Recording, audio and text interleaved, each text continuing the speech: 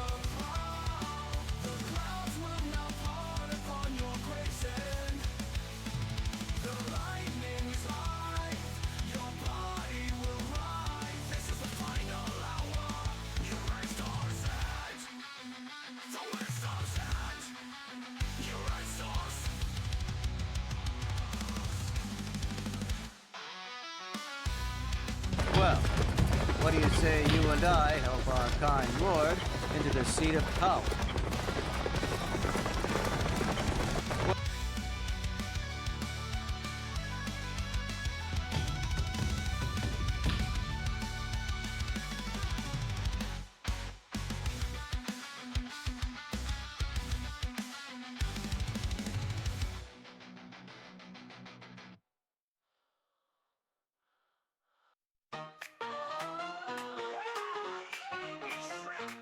Robot, no, it's Spooky Month. It's Spooky Month. We get the Spooky Monster Mash Bash playing.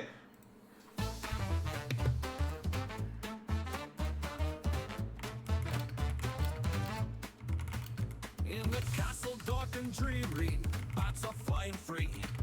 Dracula's suit is spiffy, he's as happy as can be. The moon is high and bright, laughter fills this night of mystery. Ghosts are telling stories round the skeleton tree. Wolfman's got the rhythm, Frankenstein's done with chores. Zombies doing shuffle steps, rattling along the floors. Swamp Thing's glistening green, making splashes by the doors. Mummy's rap is quite the trap, unraveling some lore. Boom. In Transylvania, the monsters dance the night. Underneath the eerie glow, the dance floor's full of fright. The wench is brewing potions, her cauldron's burning bright. It's a spooky monster mash bash to every ghoul's delight. Oh man, we've already got a checklist of stuff to do for the beginning of this show. Invisible man's out there, no one sees his groove. Dancing with the shadows, he's really in the mood. Dr. Jekyll, Well, we're into space, Leo. Oh shit. I can't disapprove. Freddy and Jason are sharing different blade swinging moves. Chucky's sharpening his knife while Erasmus casts a spell. Jigsaw rode his trike until he bumped and he fell. Right in front of Satan, he was picked up as he claimed. As he looked into the devil's eyes, wanna play a game? In Transylvania, the monsters dance the night. Underneath the eerie glow, the dance floor's full of fright. The wench is brewing potions, her cauldron's burning bright. It's a spooky monster mash bash to every ghoul's delight.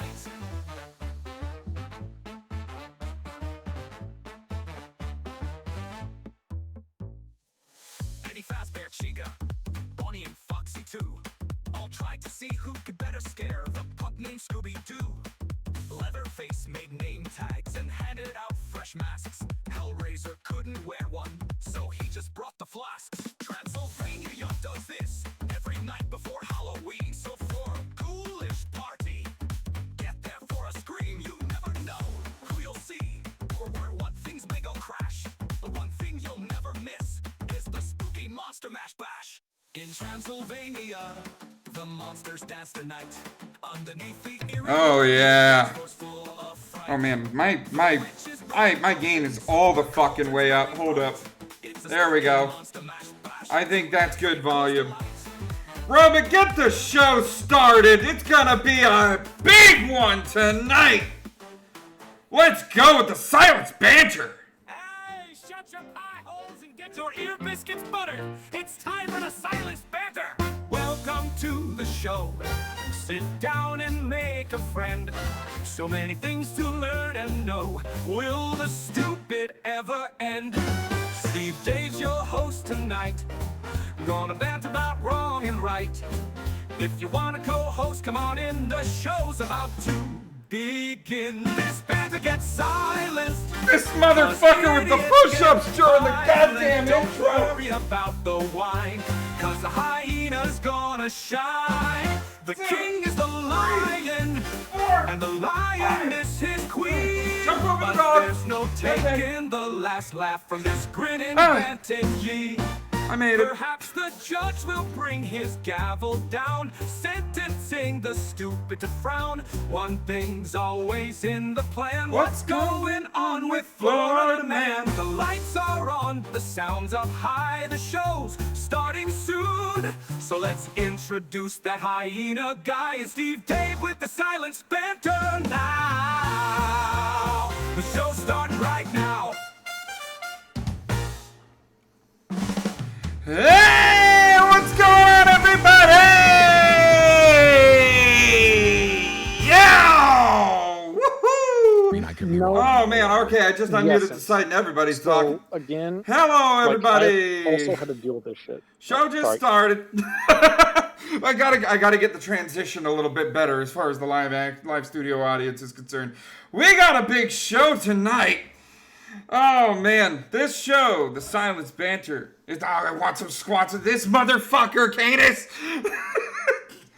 Making me work out during my damn fucking show. I know I'm fat, but you'll see that later.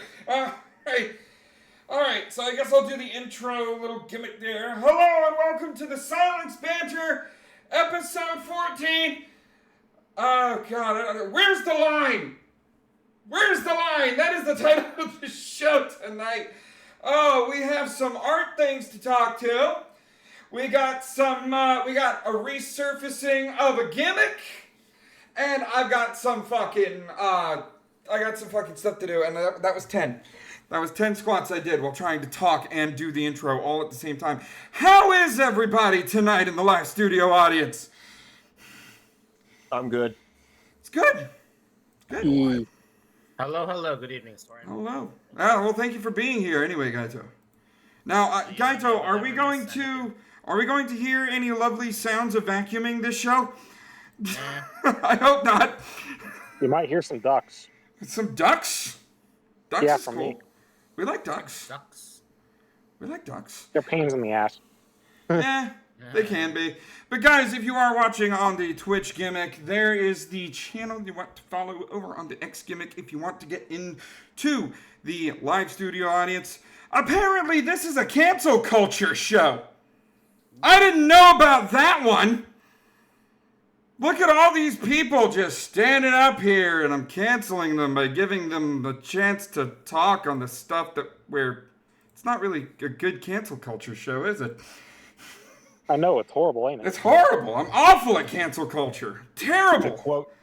To quote one Matt Walsh, the thing about canceling someone is they have to consent to it. Nah, that's true. If you decide that you aren't canceled, there's nothing they can do about it. Yeah. Yes, Matt Walsh. Yeah. Well, you said that. I I was canceled off X recently. Oh no! Right, yeah, you were canceled. Jeez. Oh no.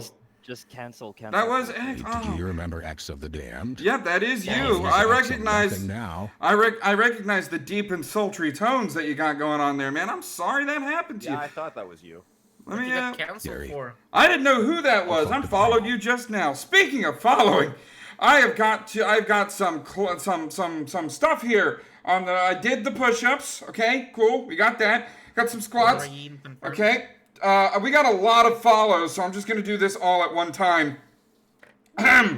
Moth Dusky, Doohy the Fennec, It's Wild 76, Jet Black Scarab, Kotaro Chu, Bondage Kitty, what the fuck? Sparkles the Bi Scotsman, and Justin the Firewolf Dog.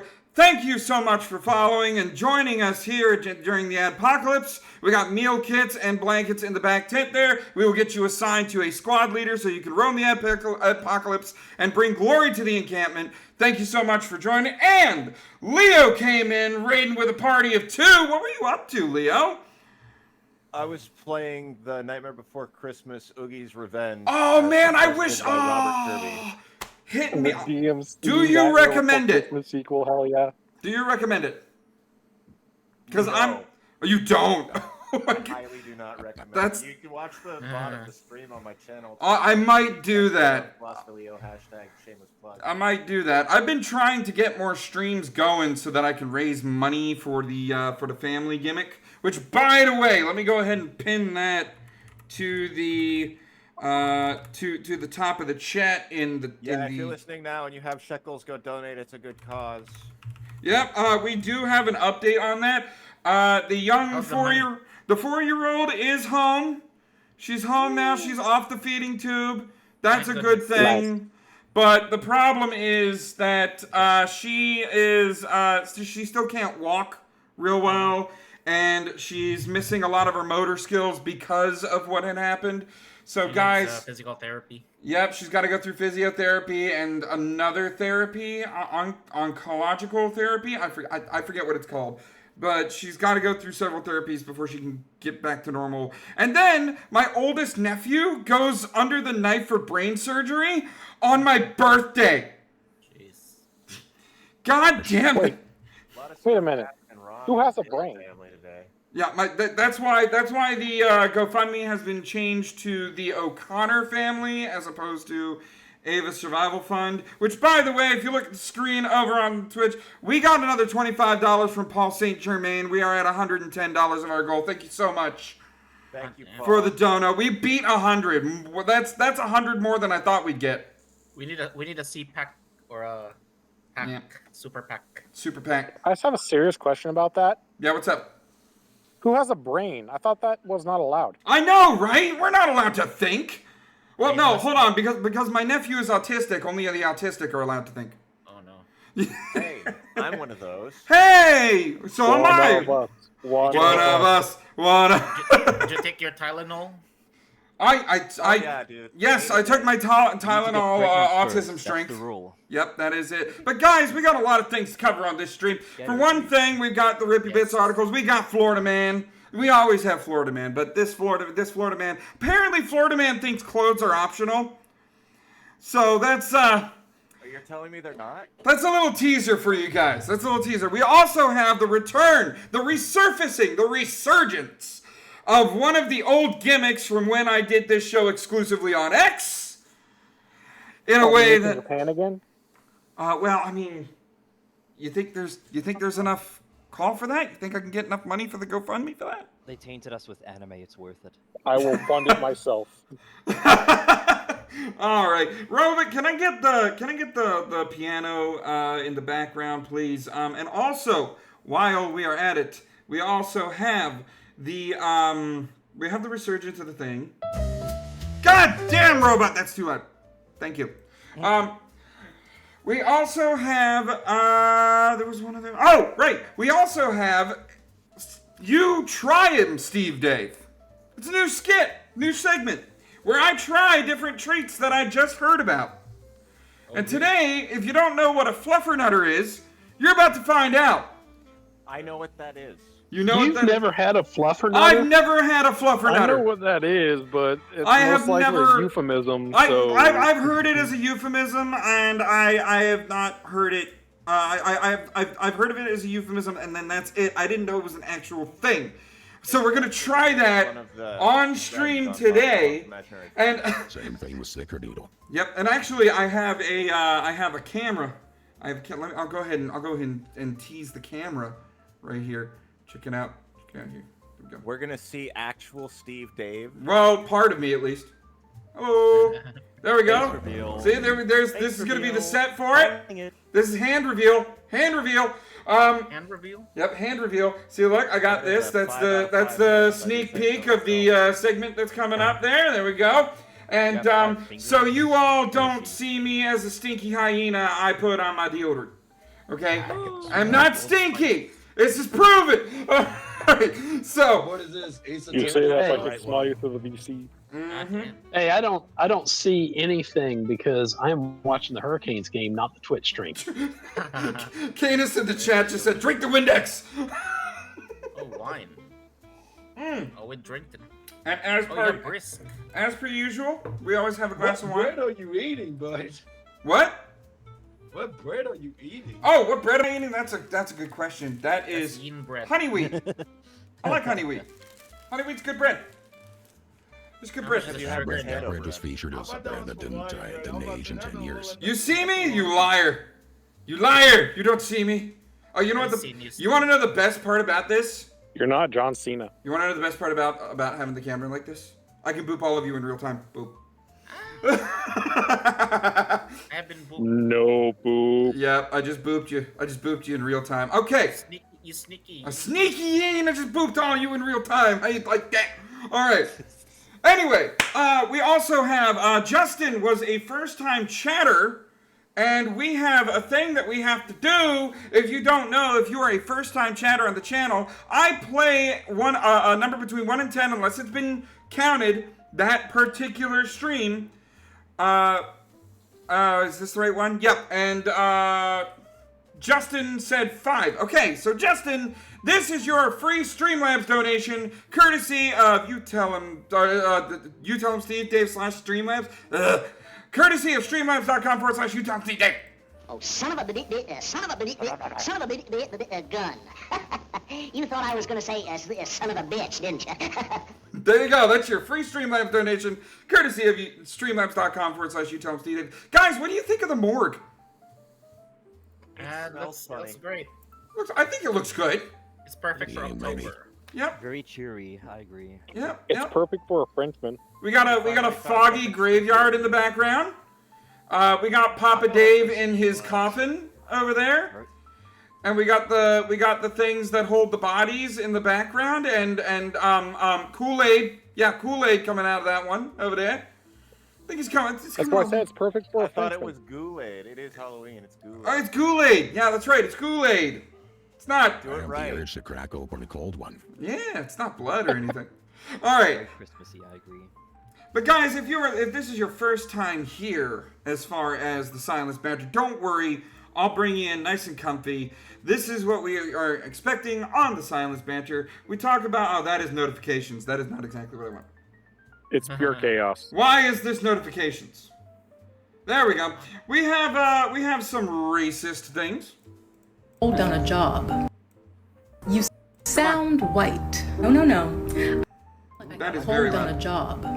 I sound like PTO and dental. I sound Look, articulate. man, say Good. what you will, You can't I might be sound racist white only unless because you're I out here hate barking 500. in Crayola. Like, I sound like I it's was not raised by proper racist, someone all you who take is hugged left me turn. and checked my homework. Honestly, if You know what?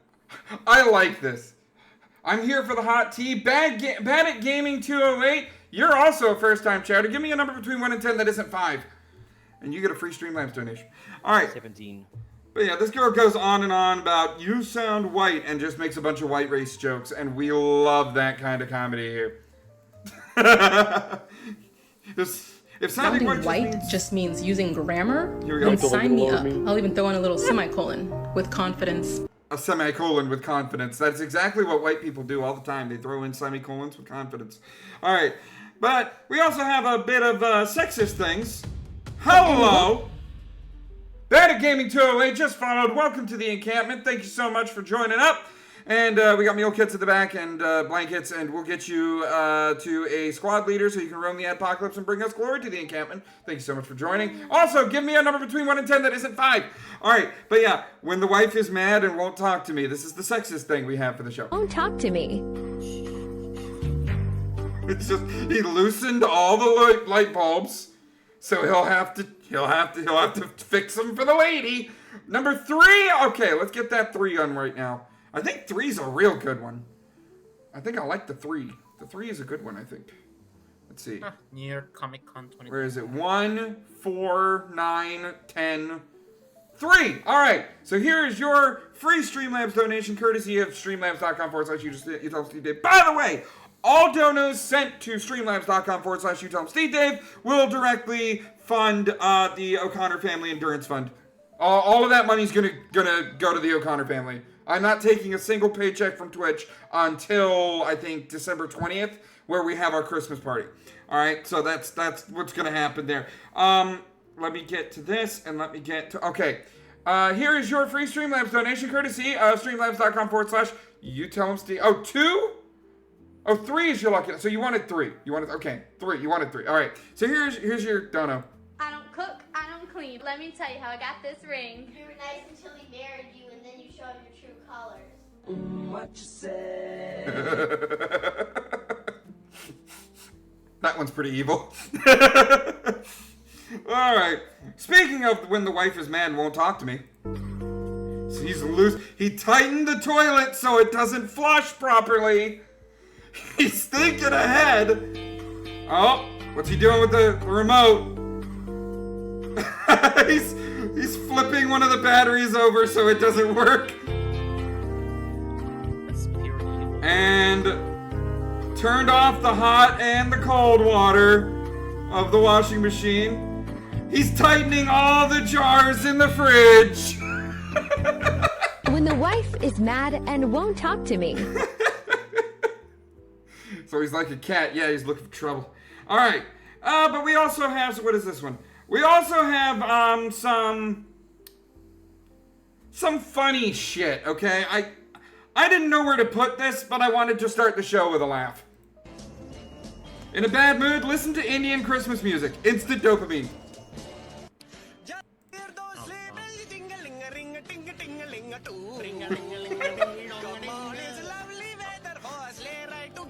Coming soon. Did you say Indian Christmas music? Indian Christmas music. That's normal in Toronto. Ding-a-ling-a-ling-a-ding-a-ding-a-ding. That's normal in Toronto. It's no big deal. I love it. Ooh. I love it.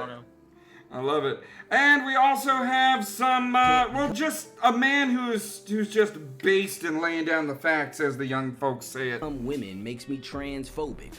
Then I'm transphobic. If saying Annoying. being What's fat the is problem? bad makes me fatphobic, then I'm fatphobic.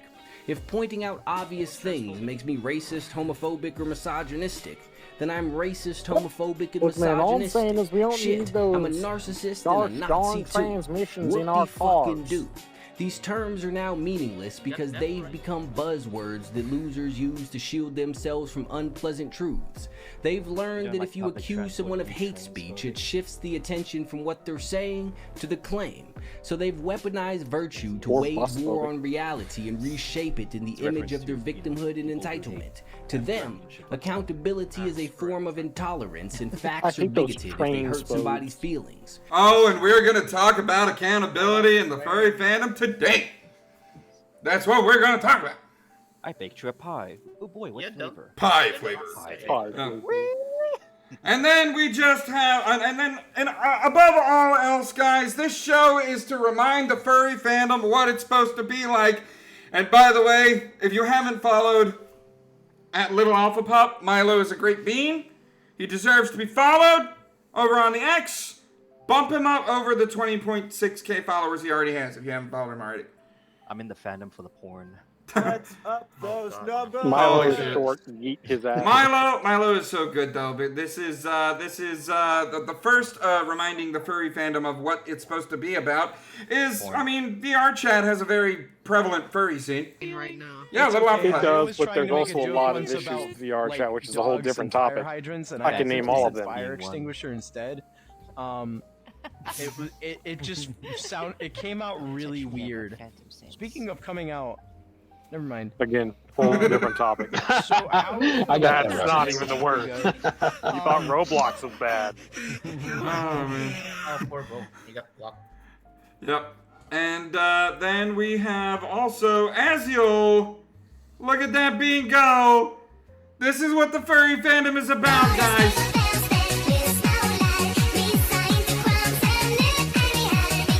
Just having fun. We gotta have fun in the fandom. I have fun with the porn. Back to high school, man. Yep. But yeah, guys. Other than that, that's pretty much what the Silence Banter's about. I have fun making fun of other furries. I have fun making fun of other furries too, only because they let me make fun of them so easily. Especially the Antifa furries. They let me High make school fun is of better this. than sober school. But guys, this is where we get into the first bits of this show, the Rippy Bits articles that are just current events, things that I thought you should know outside of the fandom, stuff like that. So let's go ahead and dive right in. Allow me to spread my word butter all over your ear biscuits, as I still can't get up to get that second squat order done. Fuck it, I'll just stand up next to it. As we dive right in, I forgot the bees of the week again this week, so we're just going to look at BabylonBee.com. Here we go. Trump retaliates for the bees. Yep. I forgot it again, man. Like it was the one thing, because it's just it's in the Rippy Bits articles, but I keep forgetting it. Here we go. Beer biscuits need honey. Yep, we do. So we're just going to grab a few of these. We're gonna. Why is this a completely different window? Why is this a completely different window? Why? Put it. Just hit it. Put it on there. F4. That works. There we go. All right. There we go. All right. It's been doing that lately. Turning it off and turning it on again. I might have to do that with my keyboard, to be honest, because I think. Have you tried replacing your hard drive? Yep. Very wet, so it makes sense. Very saying, all right, so what do we have on the front page of the bee? We're just gonna grab that. We're gonna grab that. We're gonna grab that. We're gonna grab that. Okay, cool. That's gonna be our bees of the week. All right, and I'm gonna remember it next time. I promise. But for the first bee of the week, Trump retaliates for Peace Prize snub with picture of the Nobel Committee in sombreros. Good. Yeah, Trump didn't get that Nobel Peace Prize. Oh, boo-hoo. I feel like the Nobel Peace Prize over time's value has degraded because it's become like a liberal cult. You don't fucking say. Just like the It's God. like not getting the Oscar nomination. Yeah, that's exactly what I was about to say. Just like get the fucking Oscars. It's like a Trump has done more for world peace than Obama has, as weird as it sounds, and it's very stupid to even say that because, in all reality, who cares? Yeah, nobody cares. Screw the Nobel. Nobody gives a shit. Nobody gives a shit. All right, what's next? Fair. Trump sets Letitia James' bail at $355 million. That's too low.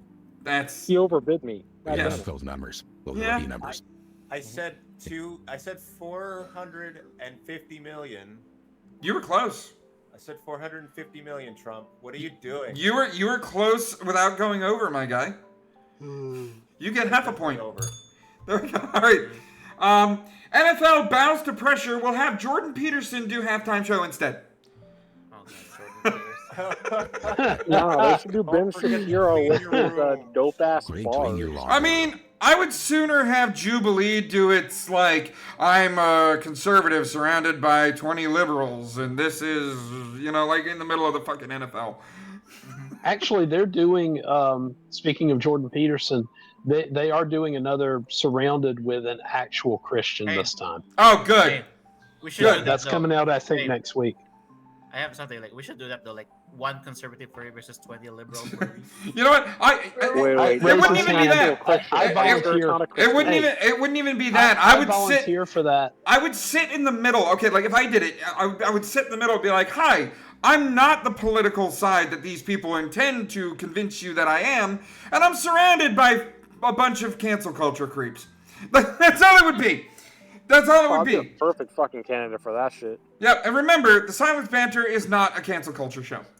All right, next. We're the best furry talk show. All right, here we go. We always do a Babylon Bee listicle and see if we can beat the bee. All right, let's see what happens here with 7 other people more deserving of the Nobel Peace Prize than Trump. Any guesses? Any guesses, live studio audience? Girl, you gonna make me inspector. Genghis Khan. Genghis Khan. Okay, that's Charlie a good one. Kirk. Charlie Bonnie Kirk. Blue. Bonnie Blue. Okay, I'm gonna say George Floyd. They're probably gonna joke about it. Have George Floyd on there. Jim Crow. Oh my God, Canis, If that's you know your, if that's you know the your history, episode. you know why it's funny. Canis put in the chat. That's the episode. Hi, I'm a hyena and I'm surrounded by 20 lions. Ooh, I get to be one of the 20 lions. There you go. All I could think of is that one meme with the one really short chick with the 5 black dudes. Oh yeah, I remember that one.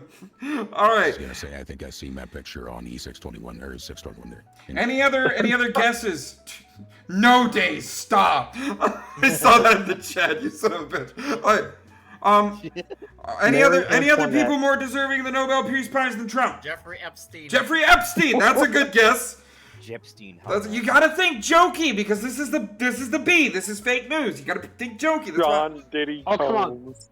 Come on, guys. Shoot the moon. Hitler. He was definitely donating. Oh, you know what? As sickening as it is for me. Tyler Robinson? Okay. I was sickening as it is for me to say it. I'm going to say Kamala Harris. Nah. Yeah. All right, guys, let's find out if any of those guesses are on there. This is 7 other people more deserving of the Nobel Peace Prize than Trump. While many were surprised that President Trump was passed over for the Nobel Peace Prize, the fact of the matter is there were several nominees who were simply more deserving. Here are 7 other individuals who are also ranked by the Nobel Committee ahead of Trump. Number 1, the guy who gave a little wave to let a car in during traffic. Well, Trump cannot compete. World peace achieved. I've been in the passenger seat of that guy's car, and I gotta tell you, the air conditioner is always on. He's always bumping the good music. Okay, so he deserved it. He deserved it. Number 2. Wait, I got nominated? Yeah, there you go, Lysander. You did it. All right, number 2, the lady who rounded up 17 cents at the cash register for charity. Take a back seat, Middle East Oh, so no one got it. Yeah. Number 3, that guy we just saw return his grocery cart to the little corral. Oh, that's me! Cartner. Hey, wait, I got nominated again. Sebastian. Yeah. Oh, me. Number 4. Oh, it said 1, not 5. The Olive Garden waitress who brought a table another basket of breadsticks without being asked. Doing God's work. Facts. Doing God's work. That's it from me. The only edible thing at Olive Garden, and she brought 2 baskets. Why did you leave your keys up on the table? Yeah, speaking of Olive Garden, I missed it though. Yep. Number 5. Breadsticks are great. You know, she gave more than the tip. Yep. The whole thing. Number 5. This guy who said, "Don't worry about it," when another guy bumped into him. Take note, Trump. Moth Dusky's like, damn, I'm 4 for 4 here. Speaking of Moth Dusky, you're a first-time chatter. Please to give me a number between 1 and 10 so you can get your free Streamlabs donation other than 3 and 5. 3 and 5 have been taken. All right. Number... You're gonna run out of numbers. I know. Number 6. This guy named Barack who ordered a drone strike on an American citizen. Shit. Bruh. Brutal. That was pretty brutal, B. That was good. All right, and number 7, this lady who picked up a little starfish and put it back in the ocean. Trump never stood a chance. Damn it! None of us was on there. None of our guesses. Darn it! The B beat us once again. And that is 7 other people more deserving of the Peace Prize than Trump. SpongePants wasn't on there. SpongeBob SquarePants was not under there. Nope. I would have guessed SquareBob SpongePants. Oh yes, that's right, SquareBob. I'm sorry. I was talking about the Chinese knockoff SquareBob. Yeah, you're right. Yep, my bad. And that was 7 other people more deserving of Nobel Peace Prize than Trump.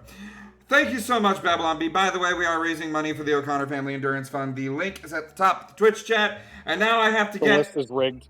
Yep, I have to go over to the Streamlabs gimmick and play number 7, Mock Dusky, over at streamlabs.com/you tell him, Steve Dave, if you gave me $7, well, your dono might look something like this. Slip and fall.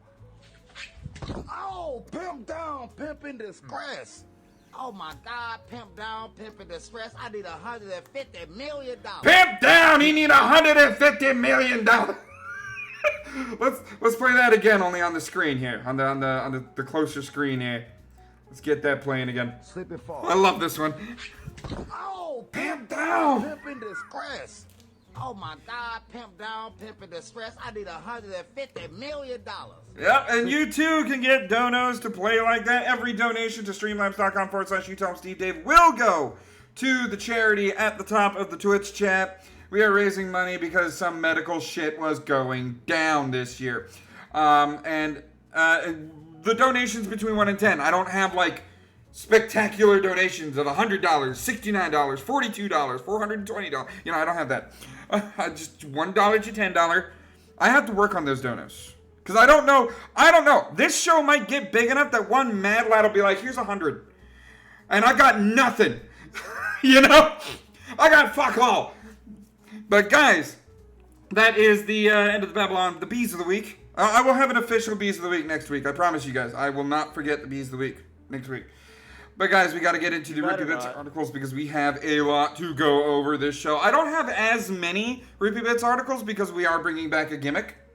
So here we go with the first Rippy Bits articles. Great loss, no survivors from blast at Tennessee explosives plant, sheriff said. Yeah, if you didn't know, earlier today, there was a huge fucking explosion at the Tennessee explosives plant. No way. Yep, and everybody they're finding are just dead. It's awful. It's a great loss. I'm not making fun of this. I'm only like, I'm not making fun of the story itself, but I did make fun of the people that are like, nuclear's the best option we have to save fucking electricity. Dude, if we can't handle our own fucking explosive storage and explosive making warehouses, what makes you think we can handle nuclear? Chernobyl 2.0? What makes you think we can handle nuclear? We got a bunch of fucking idiots handling high explosives. And, Well, somebody definitely was getting fired that day. yeah, I don't want to look like Homer Simpson, okay? I don't want to look like Homer Simpson. No. That's not on my bingo card. It's already bad because I have the lime green hair. It's already bad. My main's already radioactive color. So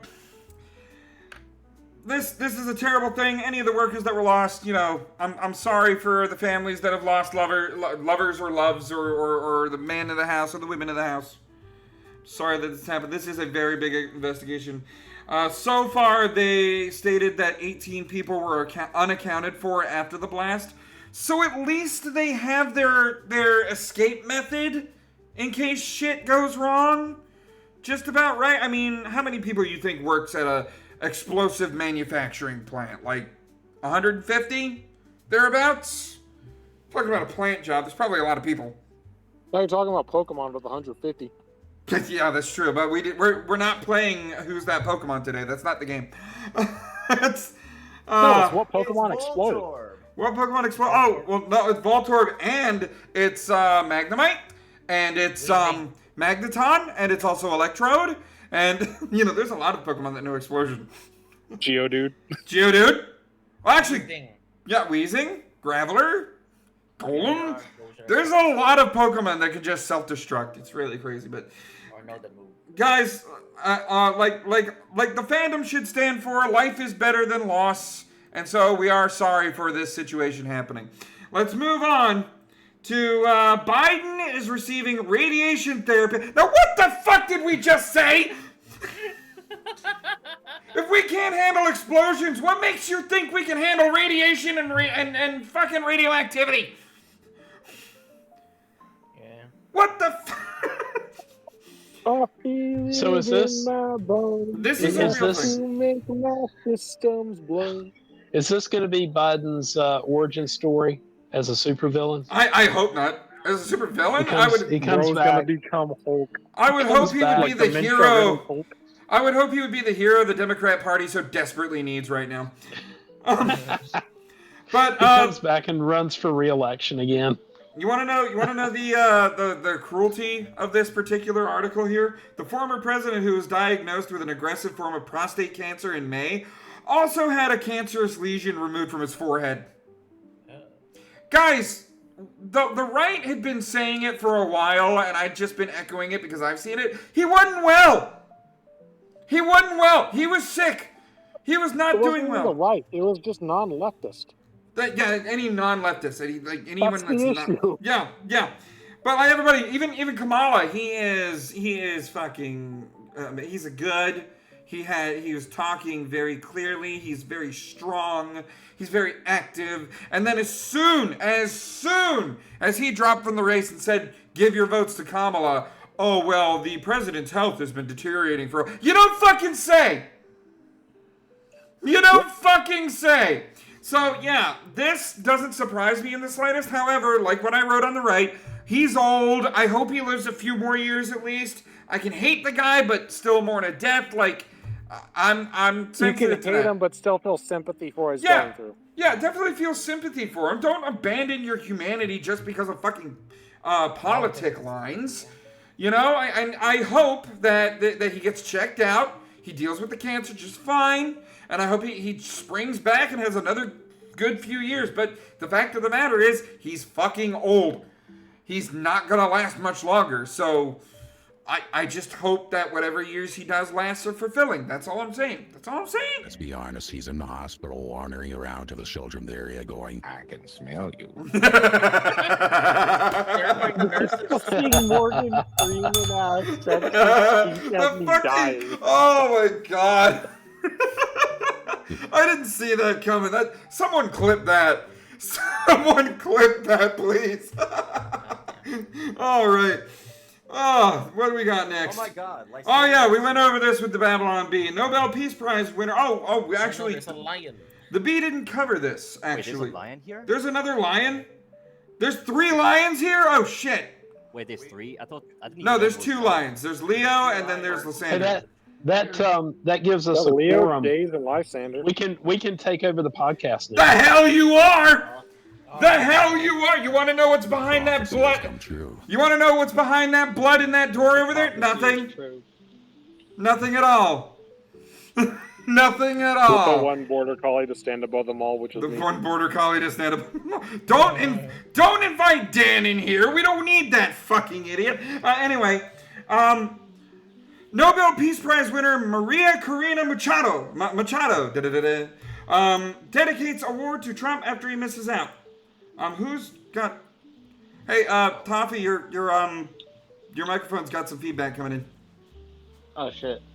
Yeah, you go. Thank you so much. Nobel Peace Prize winner Maria Corina Machado dedicates award to Trump after he misses out.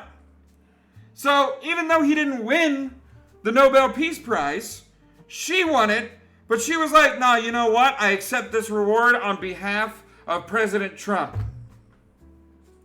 Was she wearing a sombrero when she did that? I really wish. You want to know the funny thing? This is Venezuela. This is a woman for Venezuela. She's one of the heads of the conservative movement in Venezuela. You want to know? So okay, yeah. There's a political. Venezuela doesn't exist. There's a political edge here. Quit pretending it does. Right, conservative in Venezuela. Got it. So there is. Oh shit! I turned on my LGBT wearable fans by accident. No way. Shit. Why are you wearing a sandwich, man? We're gonna make that sandwich later. But Lettuce, guacamole, bacon, tomato sandwich. Not that good. Not that good. As long as it's not got tomato on it, I don't much like tomato. But guys, she said she accepted the reward on behalf of Trump because what the president is doing. Here's the thing, all right? I don't give a flying fuck about your prizes. I really don't. It doesn't matter if a Democrat got it. Doesn't matter if a fucking conservative got it. Doesn't matter if a Republican got it. Doesn't matter if a liberal got it. No conservative person. Doesn't matter if a woman got it. Doesn't matter if a man got it. Doesn't matter if a white person got it. Doesn't matter if a black person got it. Doesn't matter whatever fucking label you want to put on this goddamn Nobel Peace Prize. The fact that MAGA's and I'm talking about like the far right is saying, no way, Trump deserved that, Trump ended war, and the left is like, no way, she was like taking it on behalf of Trump is evil. I don't fucking care. I just don't it's a Nobel Peace Prize. It's like we said at the top of the show, just like the fucking Oscars, doesn't fucking matter. What if a yin wins the Nobel Peace Prize? Well, then they fucking deserve that! You'll be a very smelly. They deserve that, goddammit. Yins deserve better. Anyway. No, they fucking don't. Yes, they do! Don't you start! Who said it? I wasn't on this screen. Who said it? Over here. Who said it? Don't look at me. I was muted. I believe it. You're covering for the other lion. I see how it is. All right. The other lion was muted too. Guys, stop with this infighting. Stop with this inbreeding. Does Trump need to come over here and negotiate peace between the Yins and the Lions? Trump at a furry convention? I'm gonna make a deal. Holy shit. Yins make good points on both sides. Yins make good points on both sides. The Nobel Peace Prize was created by the guy that invented dynamite. You don't fucking say. Yeah. Yikes. It went up in flames. Okay, but think about it this way. Whenever you have an issue that really needs to be solved, and it can't be solved with talking, just throw a lot of dynamite at it. Eventually, it will be solved. Dude, what do you think eventually peace will be achieved? What do you think the Air Force has been waiting for a long fucking time? Oh, we have more stronger shit than Dude, they're when they bombed Yemen, after they took pot shots at the boats, which missed by over 100 nautical miles. I mean, holy shit, those shots sucked. But when that happened, they were so happy to go over there. Or we could send another little boy or a very fat man overseas again. Yep. Chris Christie. Yep. All right, but we got another thing. Oh, we're getting into the... I had to change the title on this one because they had a couple of buzzwords that I think Twitch wouldn't let me say. So, man offering trade of weed to diddle a kitty. No, Diddy. To Diddy a kitty. Yeah, you know what? It's going to be Diddy a kitty. I know what he did. You know what he did. He should not have gotten off as easy. He shouldn't have gotten off at all. True, but he got off with only 15 months. Apparently he got off in one way. Yay! A South Florida man is facing serious charges following an investigation by Miami. Of fucking course it's Florida. Of course it's Miami, Florida. Yeah, even more specific. Of course it's Miami. Authorities said Demir Jones, age 22, of Northwest Miami-Dade, was arrested by police on several felony charges, including human trafficking a person under 18, lewd and lascivious. I'm going to say lascivious because that's...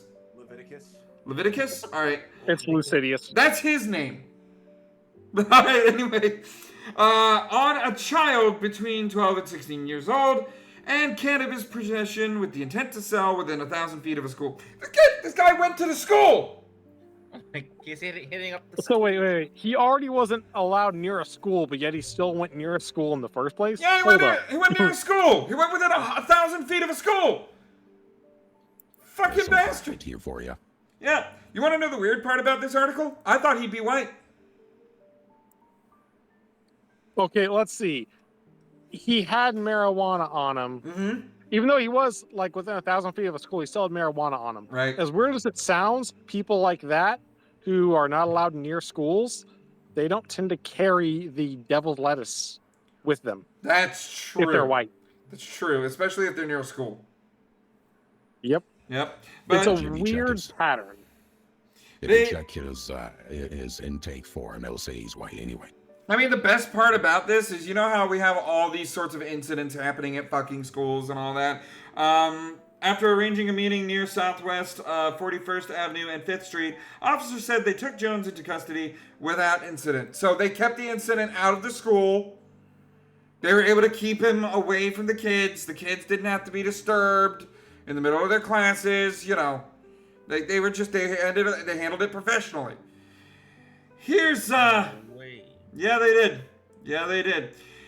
Guys, there's not a lot of Florida Man this time because of the extreme happenings of two Florida men in particular. So, I gotta say this.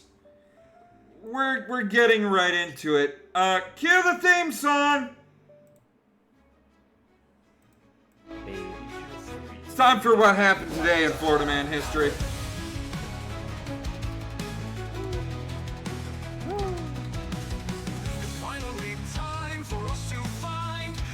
What the hell happened to Florida Man? I'm just waiting for the spicy AI shit.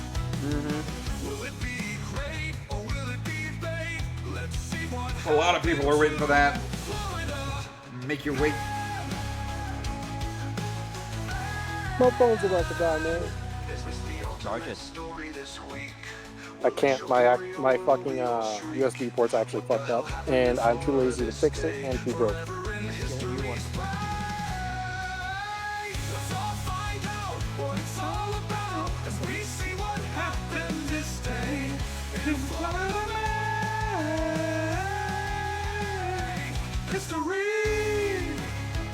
Yes!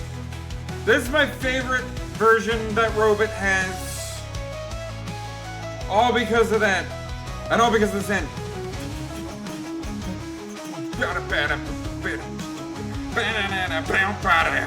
Yeah!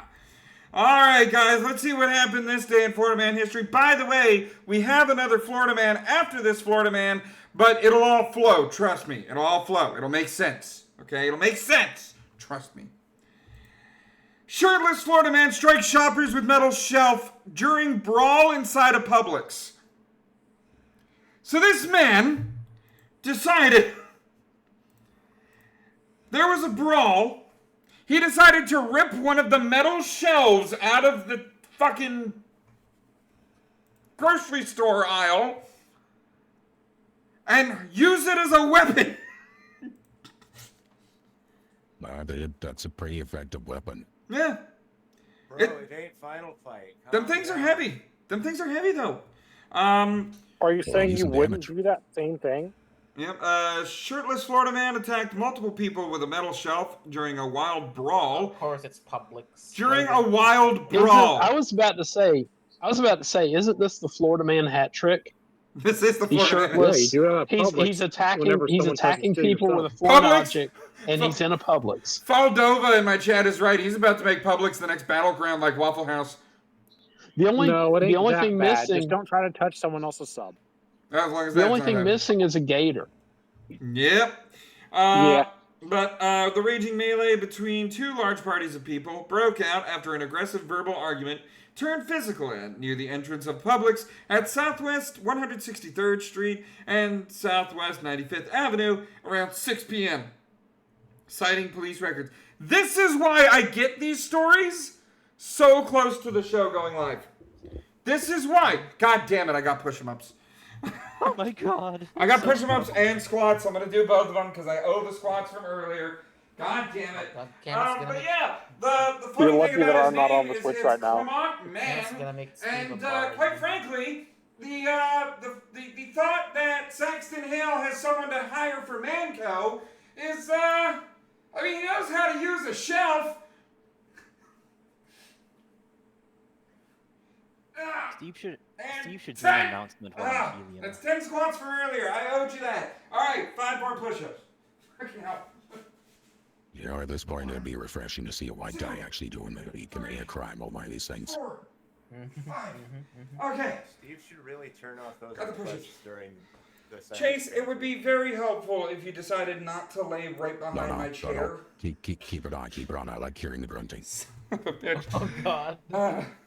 I can make this puppy cam. All right, Steve is doing. Pretty sure you're doing it.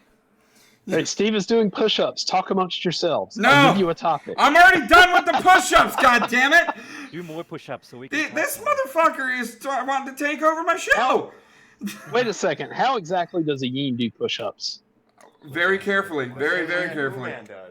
We get the woman to just sit on her back. Yeah. We get the big buff females to sit on our back, and we have to push up. They are to canines. Yes. Yeah. That's true. Biologically. Holy shit! Can y'all hear me? Yes. Good. Yeah. All right, just being sure because we had that You issue hear your earlier. horny moans. Mike, can y'all hear me? Wow, Alright, Steve, anyway. why are you moaning? I haven't even started yet. I'm allowed to moan. Anyway, the half-naked man identified as Clement Man I'm is actually curious. accused of Can y'all picking hear up me or not? guys. I'm reading the fucking article. Thank you. I'm reading the half-naked man identified as Clement Man is accused of picking up the large rectangular shelf and whacking 2 women that were brawling on the ground. So this was before him. This was a whole bunch of bitches and assholes wrestling on the floor of a fucking Publix after yelling at each other. And Clement said, you know what? I gotta break this up. Rips a fucking shelf out of one of the aisles. Which, by the way, is Publix's fault. I mean, you're supposed to front up your merchandise and not give them a chance to hold on to something.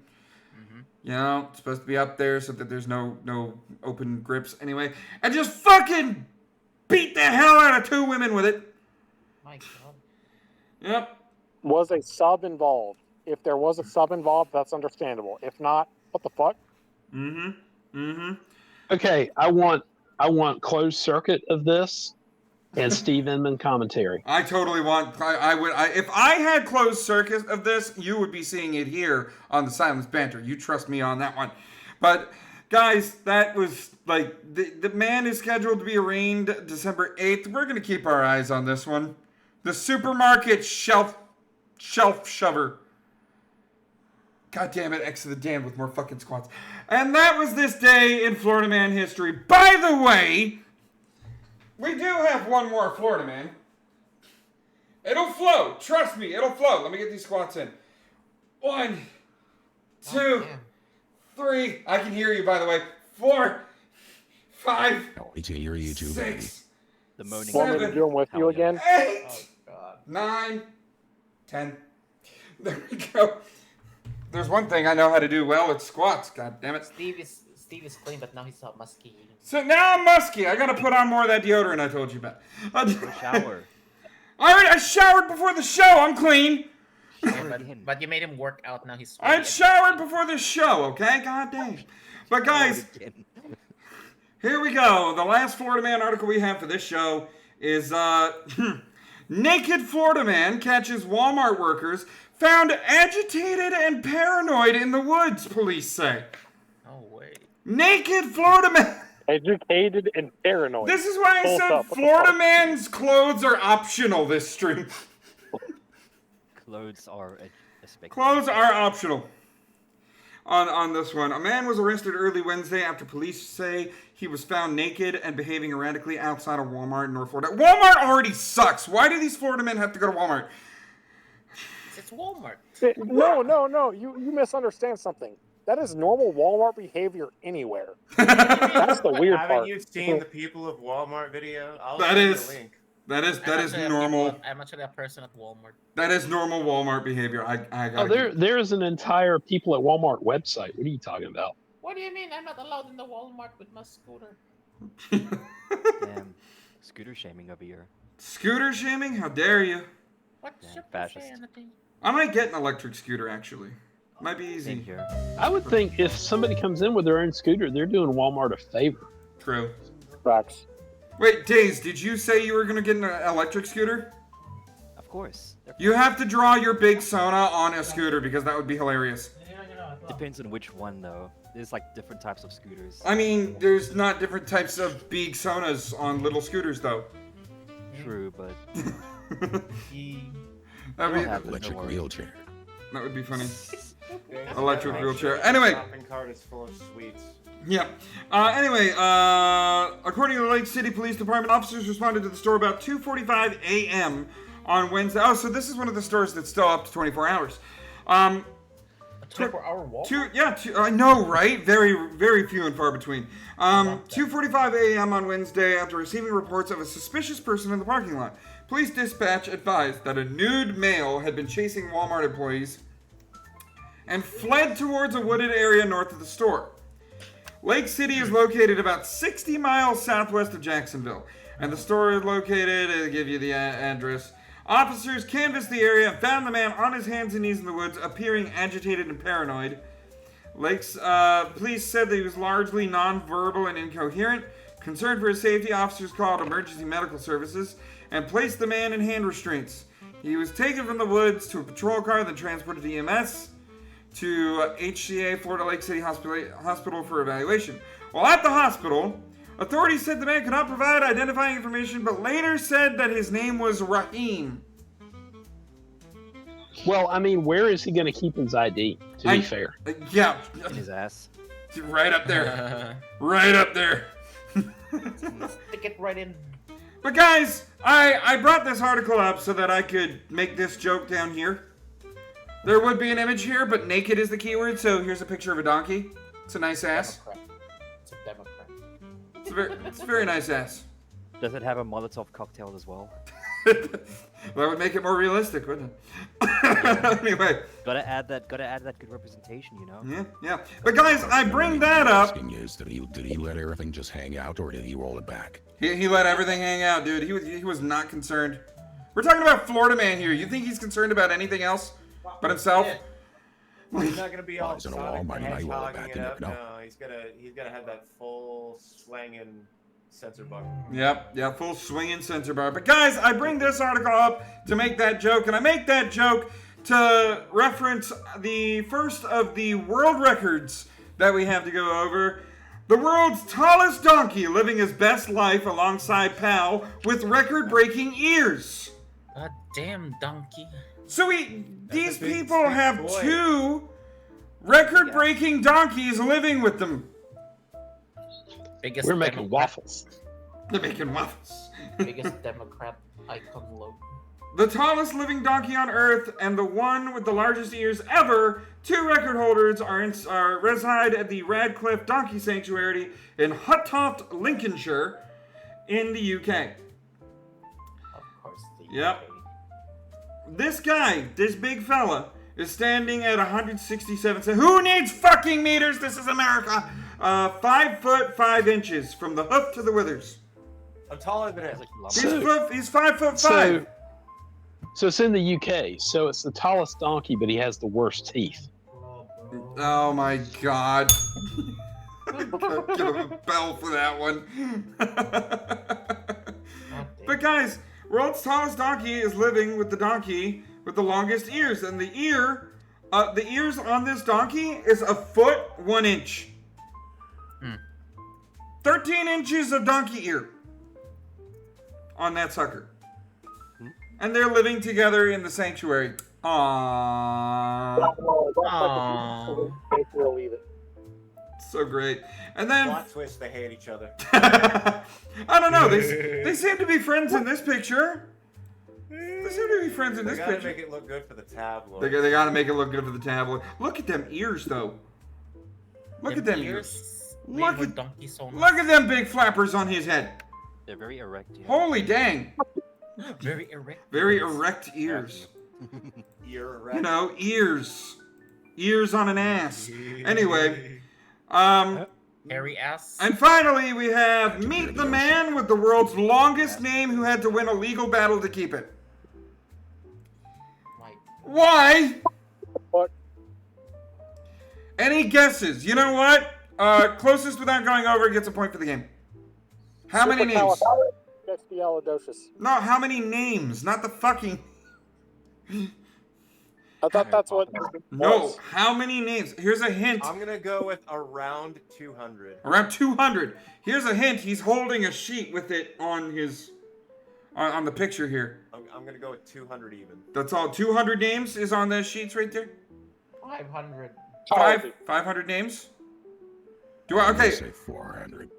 We can auctioneer this. We have 500. 500 names. 500 names. Do we have 600? Do we have 600 names? Do we have 600 names? Do you have 600? Alright. They said 600. Alright, here's 700. 700 names? 700 names. Do we see here 700? Is 600 going once? 600 going twice? Sold! Alright, 600 is the highest guess. Actually, 2,253 unique words. Holy. Okay. Imagine what it must be like for him to sign in at work. I know! Look at that paper! All of that is names! By the time he signs... You want to know the worst part about this whole thing? Unique names. None of those names are repeats. Do you think he has a rubber stamp? Shit. He cannot use the mailing system. He goes by Bob. Would be funny if Despacito was in there. Was he born with those names? Like he was born. Or does he do it himself? He was born and named that. The parents wanted to make. On his wife's name when he got married. Yep. I want to see his name on a driver's license. So do I, Candace. So do I. That's not really. He's got a driver's license about as long as that. This seems like a really bogus BS sort of world record because if you're a sadistic parent, you could just beat that record.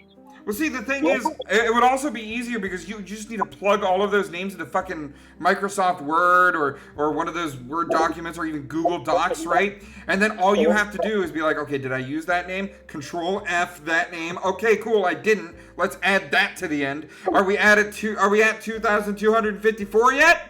You know, like all you're doing is just making a list of fucking names and being like, we're just gonna fluff that up. It's like a kid doing a report where they've already said what they want and they gotta fluff it up a little bit.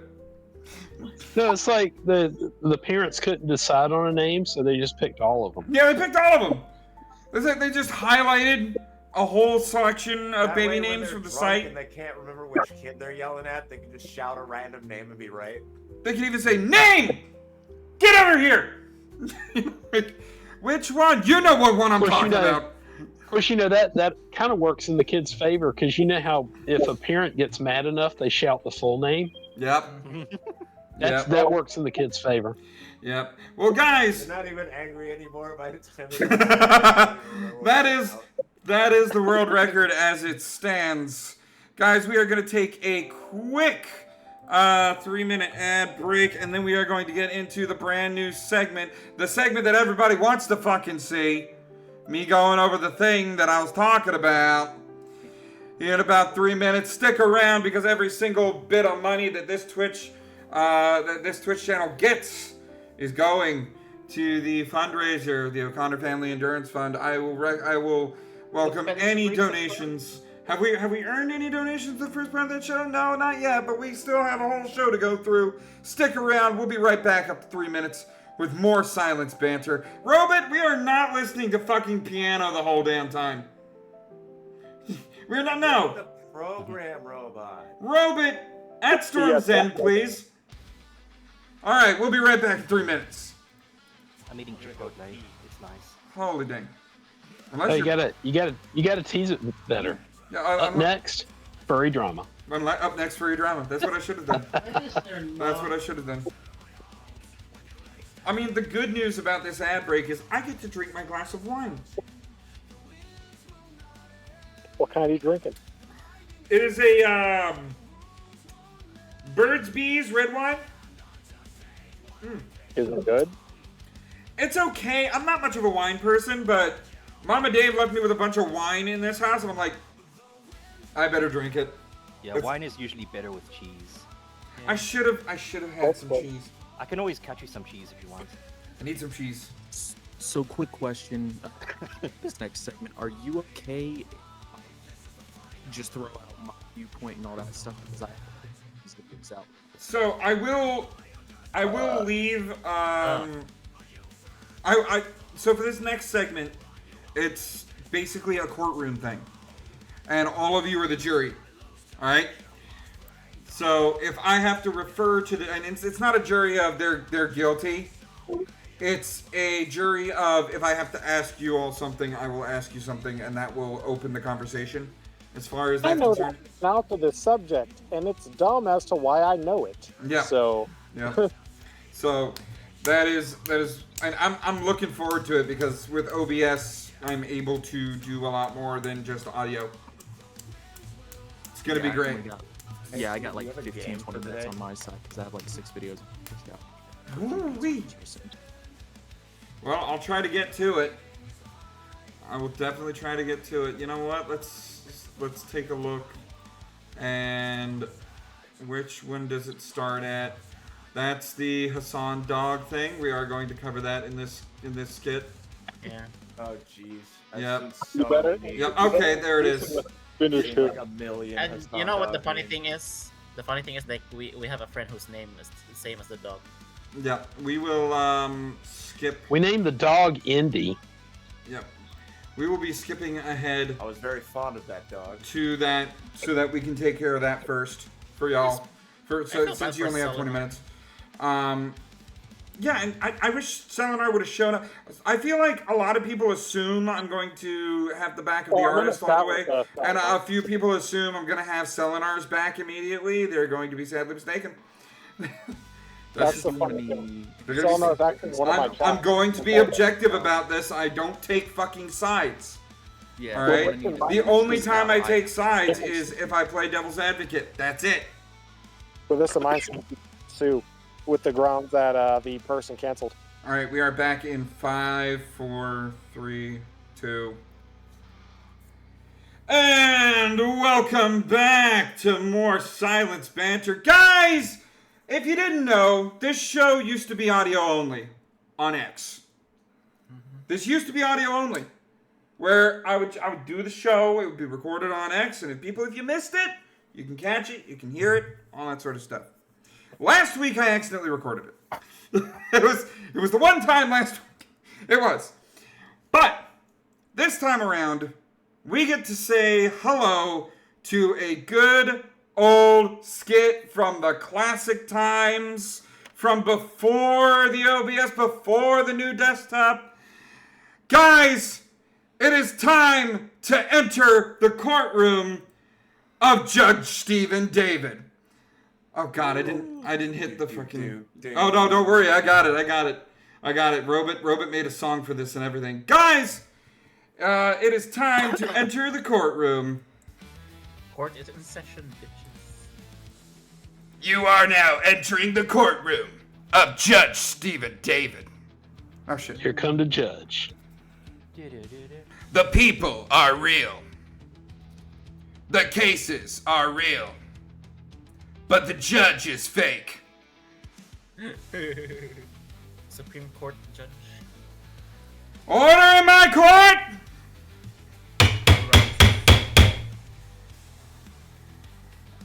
I'm the Honorable Judge Stephen David. We will be discussing these issues live in the fandom. Robot, you can settle the music down now. There are issues that have happened in the fandom, issues that need to be stamped out, need to be taken care of, and we here, the people against wrathful societies, shall answer them as, well, the furry fandom has become a very public fandom. Just today, did someone kick that woman out of my courtroom? Just today, we had a case come forward. Hello! Rennick DeVos, thank you so much for coming on in and following. There's some meal kits and blankets in the back tent over there. There is, you're a first-time chat, so give me a number between 1 and 10. You get a free Streamlabs donation. That is not 3, 5, and 7. 3, 5, and 7 have been taken. And we will get you assigned to a squad leader so you can roam the apocalypse. Rennick, welcome in as the newest survivor. All right. I actually have the gavel. So, something we are going over the show tonight. This was originally going to be about this stupid bitch, Lolo Fennec. If anyone ever puts my artwork into AI, I'll personally come to your house and dropkick you in the teeth, is what they say. Artists, you're going to want to blacklist this chud for blatantly disregarding an artist's TOS and taking such beautiful art and turning it into AI slop. Now, that was a death threat. Did the jury catch that? Tracking. Yeah, joke's on her. I'm into that. I hope the jury caught that, though. That is, if everyone ever... I will personally come to your house and dropkick you in the teeth. That is a death threat. We do not accept such a thing. Not necessarily a death threat. But not only is that a death threat, but the reasoning behind it and the motive is clear from this. Quote, from Chocolate Oni-chan, which, by the way, I'll get into Flaggots, Flaggots later. The crazier part of this whole situation, how much of a far right-wing person they are. Their whole page is AI-generated Trump propaganda. Seemed like a truly unscrupulous person. And Lolo says, oh, big yikes. Yeah, I blocked them. I don't want folks like that trying to hit me up for art. That is discrimination on the grounds of political preference. That's okay. We don't need your art anyway. If you are running a business as an artist... Walden, amazing. I'm off Twitter, still get Twitter. Yeah, that's how you work. With this being in here, I feel as though, jury, correct me if I'm wrong, that anyone wishing for the death penalty should be justified for the death penalty? Is there, do we have opinions over there in the jury? As far as Reword it, please. I think they're setting artists up for the death penalty. They're setting artists up for the death penalty, you say? That would be acceptable to them. Well, Rennick says, if it is a death threat, how does one even hear it? Give you that. Shit on him, Judge. Don't worry, I plan to.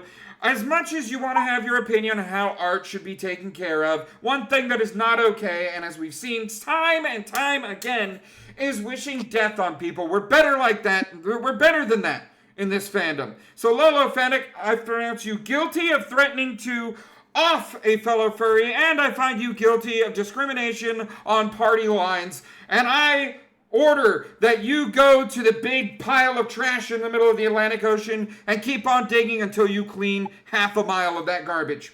Join the raccoons. Next case. Now, actually, the case that carries on to the case that you all came here for. Mock Dusky will be the acting plaintiff in this. Not so fun fact, you didn't ask for permission to do this. You blatantly ignored my TOS for AI-generated work. And you are outright choosing to ignore the fact that I've asked you to take this down. This is breathtaking. So, the artist went forward. Asked the person to take it down. Does the artist have a right to that work? Jury. They don't. No, it's not theirs. Okay. It was indeed paid for. Then no, the artist does not have a right. Okay, so the jury... It doesn't matter. It doesn't matter if it was paid for or not. They don't have a right. Okay, doesn't matter if it's paid for or not. They don't have a right. So the artist does not have a right to their own work? I feel that if the artist does the work for themselves, that the artist has the right to the work. If the artist does the work for someone else, that is someone else's property. Okay. Yes, that falls under the intellectual property clause whenever it comes to copyright infringement. Okay. So here's the thing. Here's the thing. Even if you assume the premise, and she does have a right to it, how can you prove damages? Well, that's exactly what we're going to explore as we go through this whole situation. So, the art... No, we're going to pause that. We're going to pause that. We're going to pause that. Fucking thirsty. Fucking thirsty, all right. Thirsty fucking... We don't have that in our courtroom! Anyway... I don't think the artist lost anything to this. So this is the original art. Steve, it's okay. This is an 18+ stream. Order in the court. Order. So we have the original art. This was the original piece. This is as close to the original piece as possible. It was put through an AI. Yeah, people are thirsting over it. Right. People are thirsting over the fucking cat naturally. And Mock Dusky claims they blatantly ignored the TOS. Well, it continues. This is what he said after the refund. So, Mock Dusky refunded him the money and said, you really could have leaned into this. I'm still trying to figure out why she refunded the money. Well, I don't know. If she was here to act as a witness for this trial, then I would have them come up to the podium and speak their piece. That wasn't for the old commission. As far as that was concerned. But he goes and says, you really could have leaned into this and offered to do the original piece, but then to add an animation to it like what he did. You could have really made bank with it if you embraced it. I don't know. It's just a crazy idea. You do great work. I'd love to see you even more successful. So the motive behind all that is wanting to support the artist. But she took that as offensively because he's suggesting that the artist put their art through a generative AI. And then she says, you want me to put my work into an AI gen and scam people out of money? No, I'm being serious. Do you sound how actually dumb that sounds? By the way, grammar. I am a grammar Nazi in this court. That is the only kind of Nazi you get to call the judge. You want me to rob clients blind while using AI that's free? Are you actually insane? When in reality, the situation is that he bought the AI. He didn't buy the AI. He bought the thing from you and decided, hey, I'm going to put this, since I bought it, into a generative AI and see what it comes up with. His response, stop lying. I never said to scam people. I like how you cropped your message to hide your lies. He never said scam at all. What did he mean? He meant with the idea that so many other artists are being so negative to AI, you can basically take the other stance and lean into its use. You could even offer creatively by learning prompt engineering, handle animations of the drawn art that you've already created for them. Happy to break it down further with possible use cases if you want to hear more. So it sounds like he really wants to support the artist on this. Well, I'm not buying it. I'm not buying it. You're not buying it for Selenar. Because that is what Selenar was saying. What are you buying? No, I'm not buying or selling. I don't believe a word of it. I think he just basically wanted to do a thing, and he did it, and he's, I don't know, but I don't believe a word of it. I want to add some context. The artist does not want to do animations. Oh yeah, fair enough. The artist can choose what they want to do. In this case, okay, Rennick DeVos says, telling an artist to put their art through Gen AI is insane. It's like telling a redneck to give up their pickup and guns to drive a pink Honda Civic instead. I'm now, confused. This is where the emotional... What is the confusion in the jury? So, the artist is mad that the commissioner said that the artist could put the artist's work into the AI. Couldn't put the work into AI. Yeah, and it's as a suggestion, not as a recommendation. Yeah, it's a suggestion. Do this. You don't have to do this. It's a suggestion. And the artist got mad at that. Why? Yes. Because she doesn't do that. Okay, go ahead. Okay, so whenever it comes to stuff like that, a lot, especially with this situation, a lot of artists are trying to think that their own terms of service equates to a licensing agreement, even whenever it's not clearly stated that it's a licensing agreement. In the United States, whenever something is not clearly discussed or shown to be a licensing agreement to use a piece of work, it is automatically assumed ownership of the purchaser. All right, so let's look at that, actually. Legally speaking, I have two things submitted to the court record on this one. This one is who owns commissioned artwork, understanding copyright, licensing, buyouts, and creative work. 16th of May, written by Shira Bentley at the ShiraBentley.com blog. By default, the artist owns the copyright in most countries. The moment a piece of creative work is produced, the copyright automatically belongs to the person who created it, even if it was commissioned. Commissioned. This means the artist... Let me get to the end of it. This means the artist legally owns the right to reproduce, sell, or reuse the work unless a written agreement says otherwise. Payment does not equal ownership. Instead, clients are typically paying for the work to be created and a license to use it in specific ways. Licensing. A license grants the client permission to use the work under agreed terms. Things like where it will be used, how long it will be used for, whether the license is exclusive or non-exclusive. Licensing terms help define how the artwork can be used while the artist still retains ownership. It is a flexible approach that benefits both parties. Clients get the usage they need, and artists retain the ability to manage the rights to their work. However, what is a buyout? That is a clear thing here. This is a clear thing here. Sometimes a client wants full ownership of the artwork. This is called a buyout, and it typically means that the artist gives up the copyright completely. The client then owns all the rights to the work, including the right to reproduce, sell, or modify it. Because this is a permanent transfer of ownership, a buyout typically comes with a significantly higher fee, often 3 times the base project cost, to reflect the value selling at all future rates to the work. For brands creating core visual assets like logos, character illustrations, branded content, a buyout may be appropriate. In those cases, the transfer should be clearly documented in the agreement along with any usage terms. In the agreement, now we have to look at Mock Dusky's agreement. So let's go to Mock Dusky. Let's go to, oh, that's the Trello. Damn, you have a lot. Mock Dusky card. Okay. And the TOS for Mock Dusky is all the way at the bottom. All right. Here we go. Here we go. Terms and conditions. Reserve the right rights to use. Rights to use. That is the important section that we have to look at here. Your commission is for your personal use only. You can repost it online anywhere you want with given credits. You can also print it or use it for personal items. You can make changes in the commission, but please tell me before you do it. You allow me to use the artwork for self-promotion, upload, social media, portfolio, etc. The commissioner may not, in any situation, reproduce art to sell commercially without a previous agreement. I have the right to post your commission on all of my social media. I retain the rights to use commissioned art for personal use and reproduction, prints, art books, etc. If you don't want the piece uploaded by me, then let me know beforehand.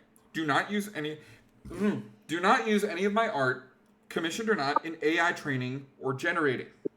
So, that is the big thing on the rights to use. Now, the big thing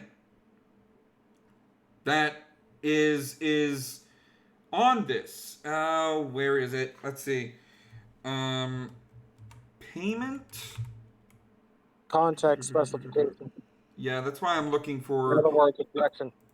That's why I'm looking for payment. No refunds once payment is made.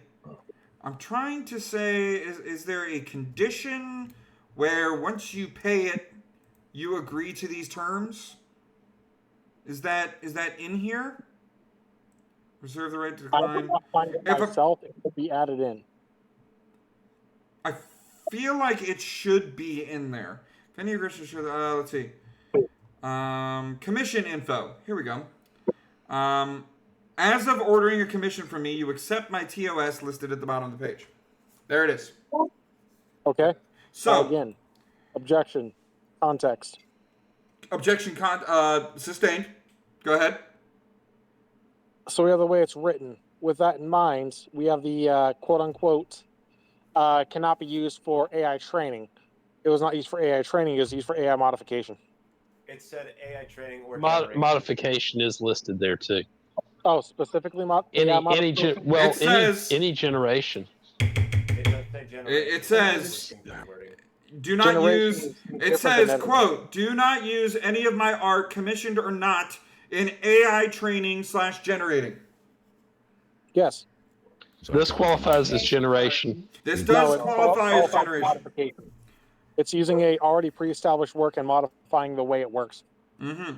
Okay, so clearly, create a new piece. Okay, so going back to my original point, assuming breach of contract, how do you prove damages? There are no damages. Okay. Well, we're gonna get into this. They're profiting. The only way. Well, see, the thing is, they handed the money back, so they're now officially not profiting off it, but of their own volition. Let's look at the law itself. U.S. Title 17, Code 201, ownership of copyright, initial ownership. Copyright in a work is protected under this title vests initially the author or authors of the work. The authors of a joint work are the co-owners of the copyright in the work. Okay, so the artist owns the copyright, basically. The artist is the author of the work. Therefore, they own the copyright. However, in the case of a work made for hire, which is exactly what a commission is, the employer or other person for whom the work was prepared is considered the author for the purposes of this title, and unless the parties have expressly agreed otherwise in a written instrument signed by them, owns all of the rights and then comprised in the copyright. Yeah, see, Dave. Apparently the refund was for a different piece, not for the piece that was refund was for a different. It was for a different piece. For a future piece. Yeah, it was for. A future I've seen that in a number of places already. Okay. But if you let me take the stand for a second, Go I got ahead. a really good explanation for all of this that's going on. And Duo wants to speak as well. Just let you. All right, I will. I'll let the VTuber take the stand. Okay, so I'm not a furry. I'm not in this field. A lot of the same stuff happens over here inside of the VTubing sphere. Well, you're welcome if here. If we look at what Moth Dusky is doing right now to the furry community, it is predatory. It is the most disgusting thing I have ever seen happen inside of the art community in Twitter right now. What you need to look at is how they're begging for donations on Coffee, saying that you need to support real artists. They're banning people for using AI to get new art. That is hurting future artists who could use that money. They're trying to blackball people into using more AI, which is just going to give more money to companies like Civalti AI.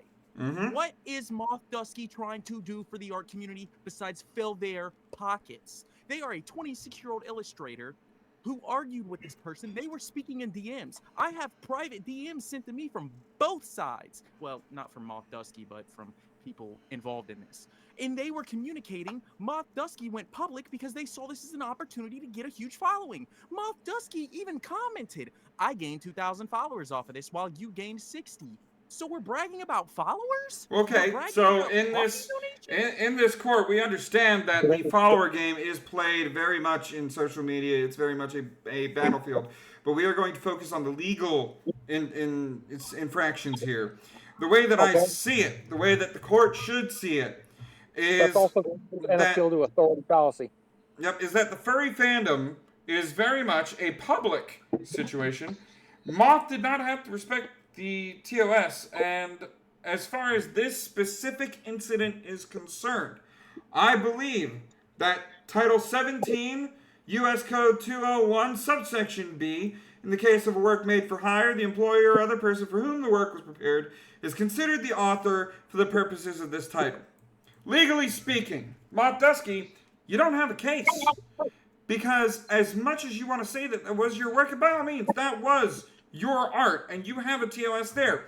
You cannot legally hold someone to agreement without their signature. Money cannot sign for an individual. It's not just that. Can I put some nuance? God damn it! God damn it! Do I have permission to speak for a minute? Because I actually have a legal document that states a whole bunch of shit that everyone's completely looking over. You may submit that to the court record. Just put it in the X chat down below.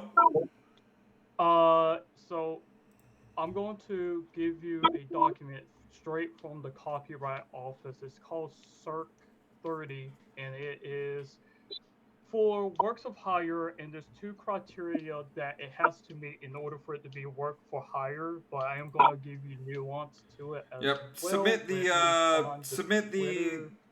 the document to the chat in the space. Okay, so I'm going to take and put this here. Yep, go ahead and put that down there. I think you put the link earlier in the text chat, didn't you? In the yeah, Twitch I did. chat. So there is two criteria for it, and I'm going to read it off, which is the first criteria is when a work is created by an employee as part of employee's regular duties. What page is this? Two, this is actually the first page. Very first page. Right on the right at it. You'll see where it says. I have it up on the screen now. The second part is when a certain type of work is created as a result of an express written agreement between the creator and party, especially ordering or commissioning work.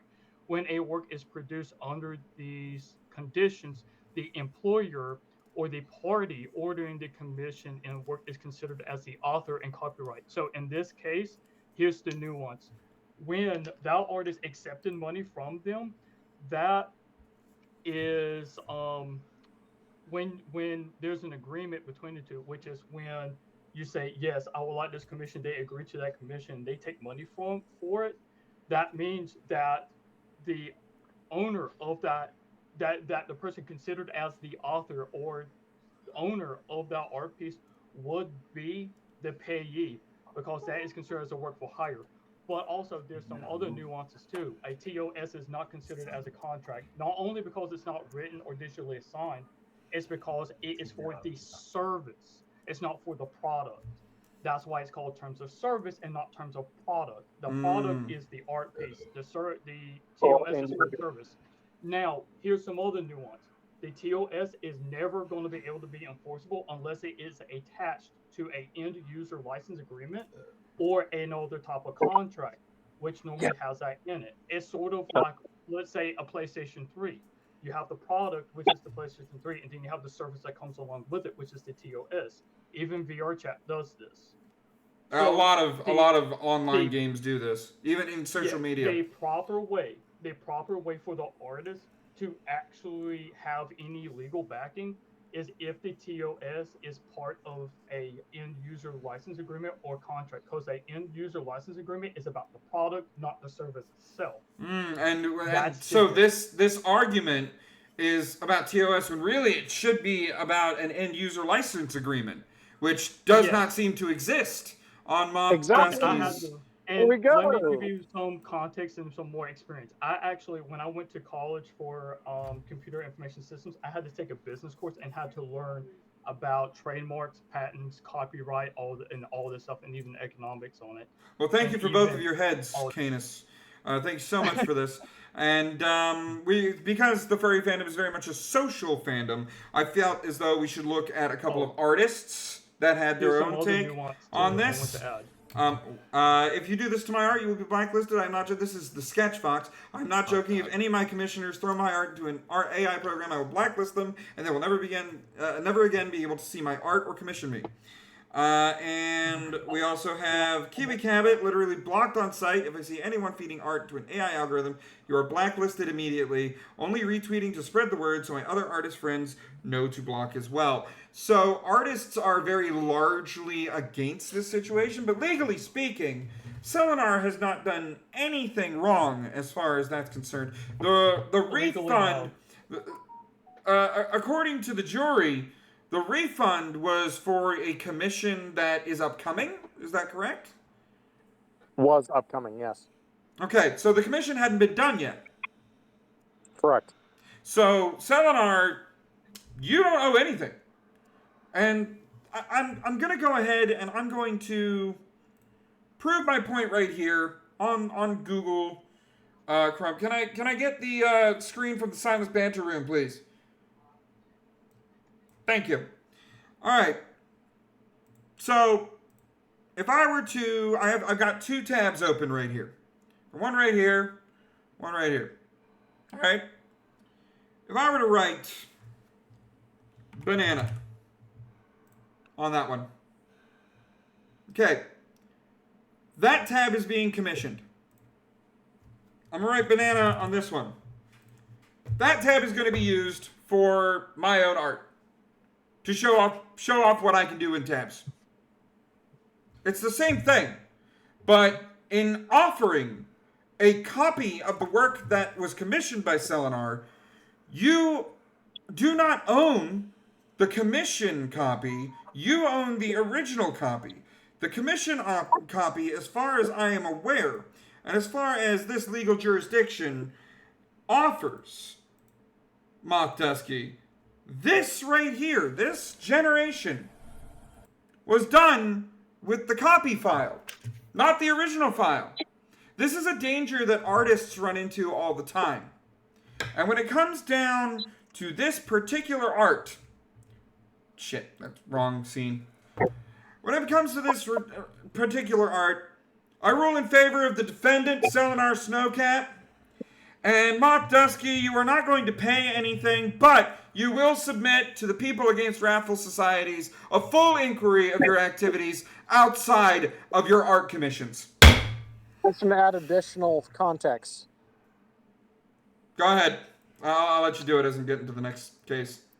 We have the story like a while ago of Disney suing the family for painting the character Spider-Man on the gravestone of one of their kids.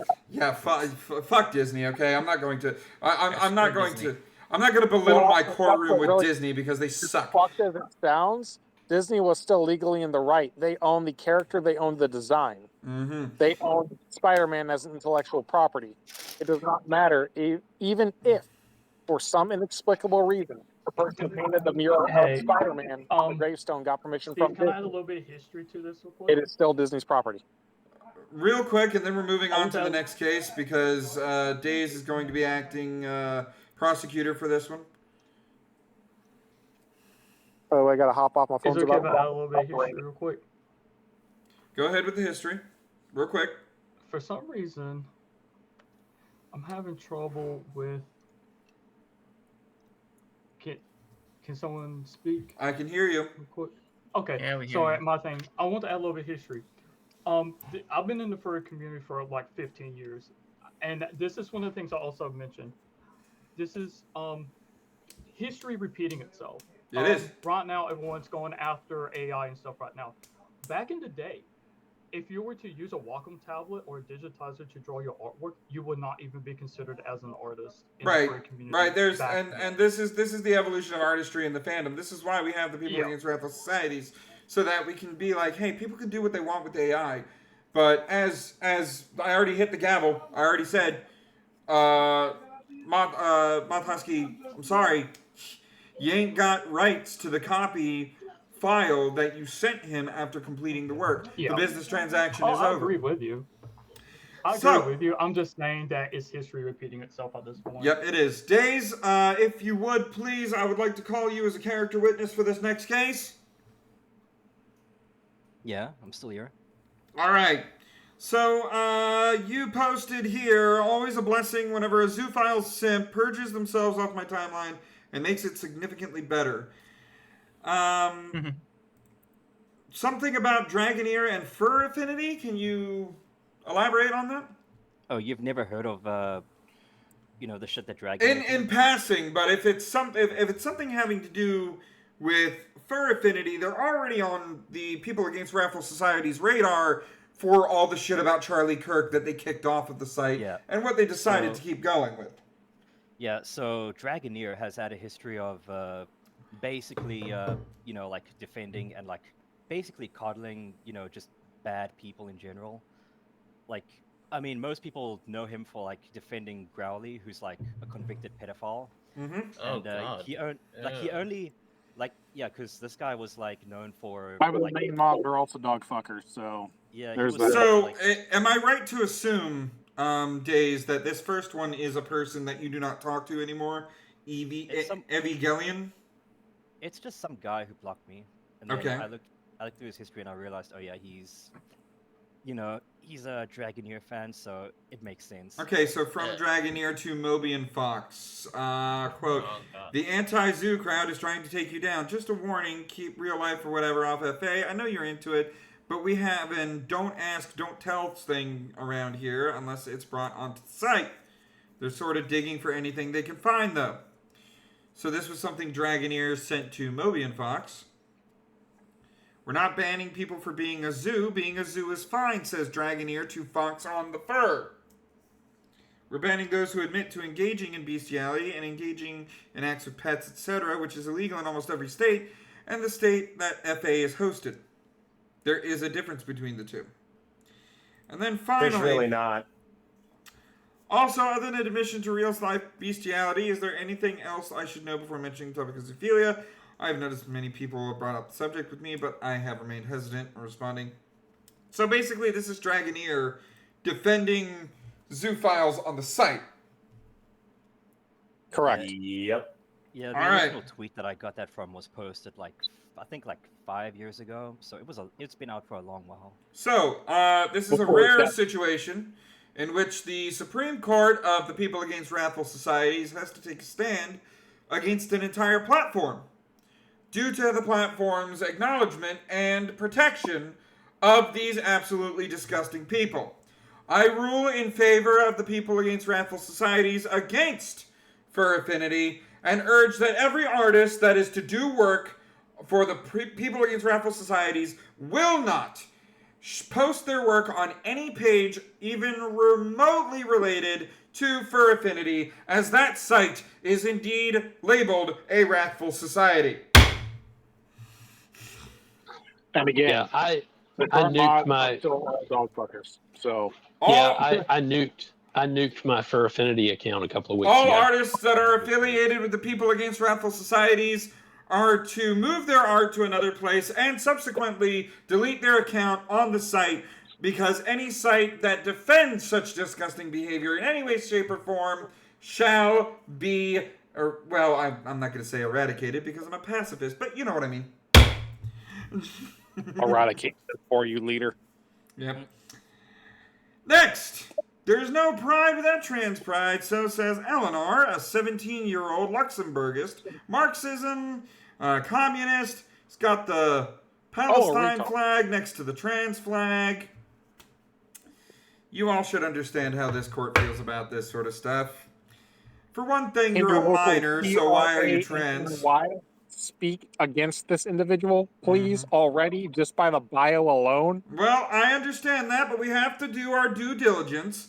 And the main bit of this case has to come from the Palestine flag being so close to the trans flag. Now, let's which is a no-go. Let's take a look at some evidence submitted by the older millennial. Denmark did a little study. So Denmark did a little scientific study with the 321 Palestinian asylum seekers they've let into their country. Yes, what sir. they did was they basically just kept track of them and their children over the last 30 years. Them and their children over the out last of those 30 years. 321 original refugees, 204 of them have been convicted of a crime. Out of how many, again? 204 of them over the last 30 years. And out of those 321 original refugees.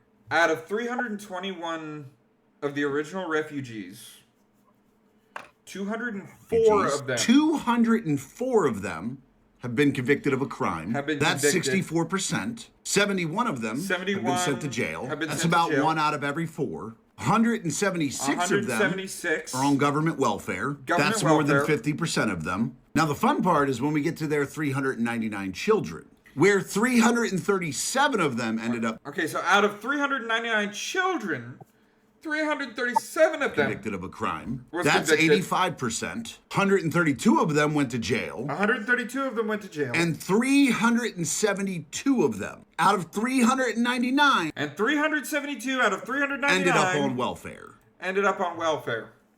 So I don't think the people coming from Palestine are making the places they go to even better. Yeah. I don't see it.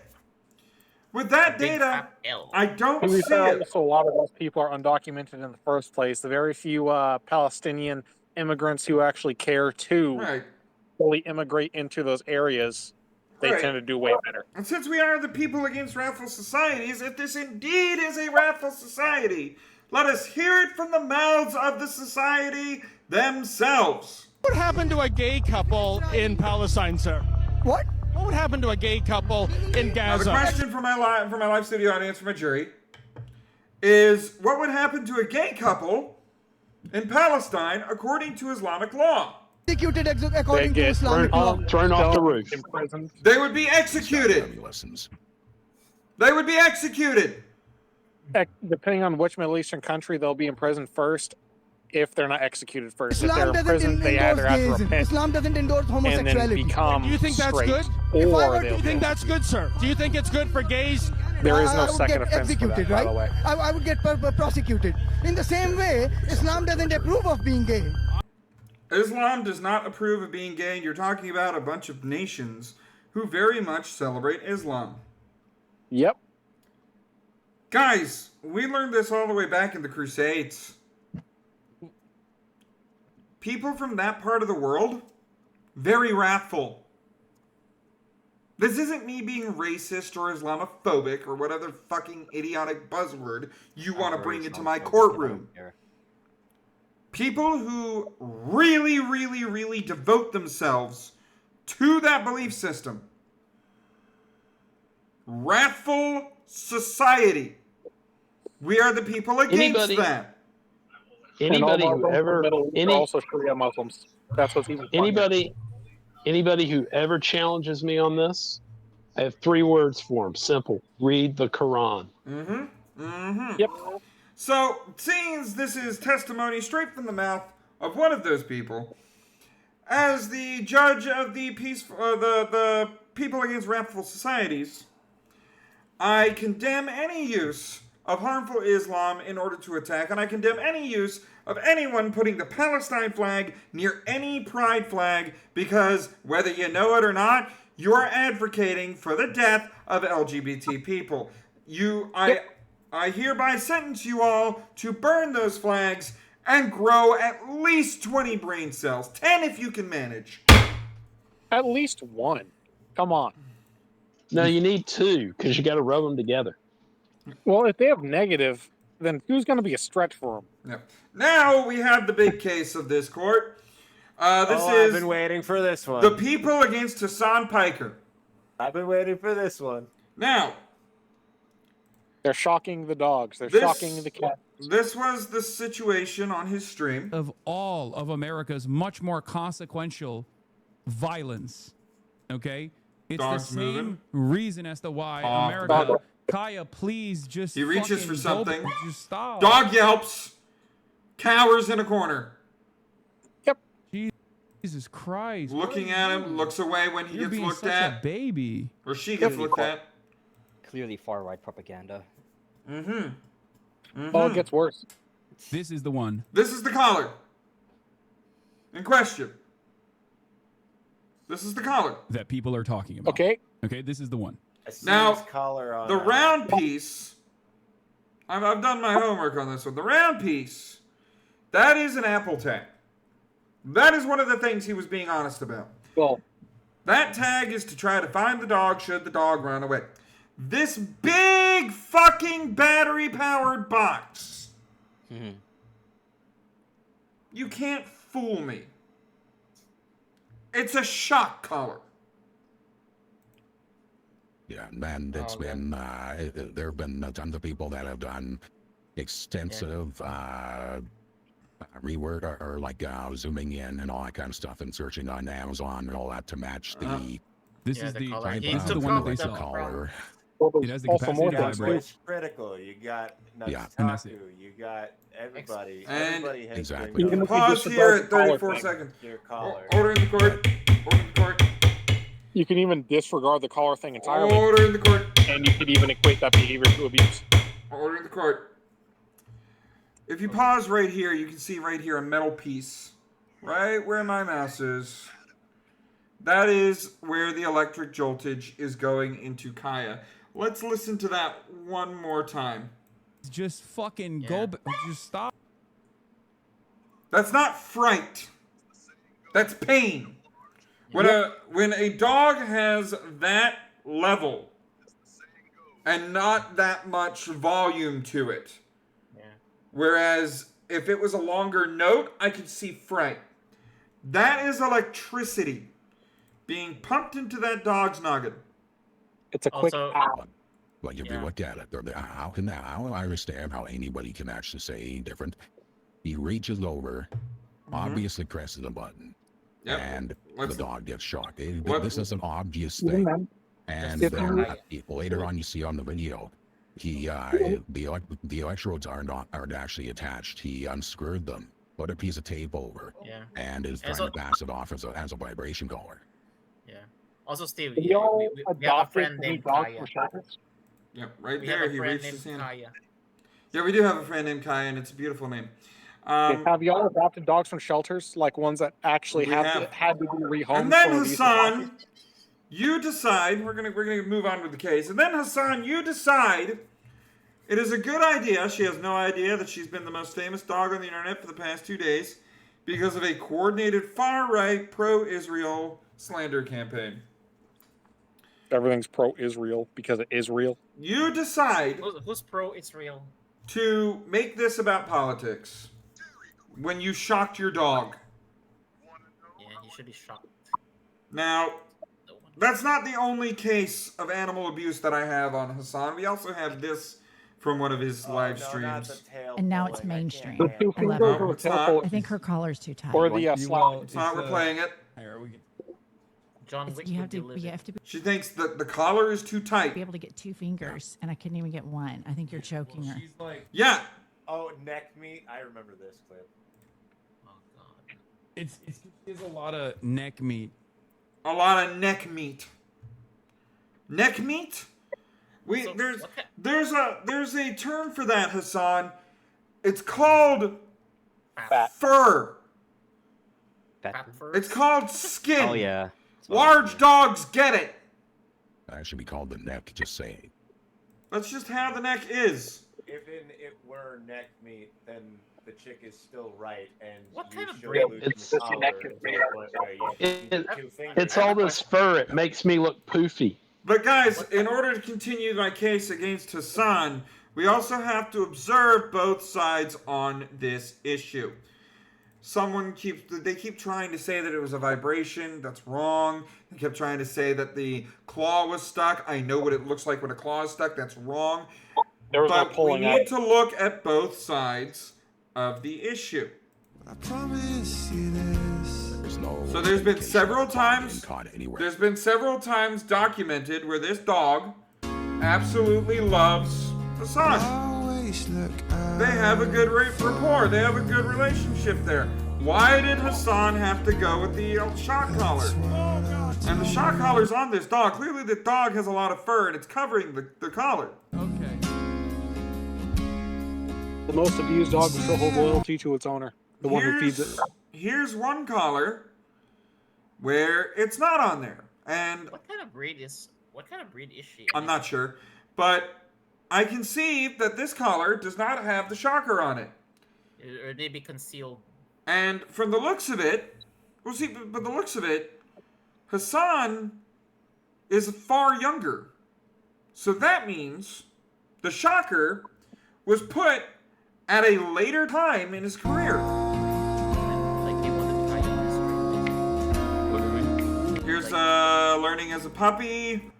Doesn't look like there's a shock collar on it, but what is that on the ground? That's a rope leash on the ground. Right there. We're still working on it. We're working on it every day. Training her. Coming up, it's a different collar again. It's not one color. Younger. Ooh, hopping off. Kaya deciding to use the bathroom on the pot. Hold up. There it is. There it is. That's the same collar. Goddamn puppy. That's the same collar. Right there. Oh no. Uh-oh. So there it is.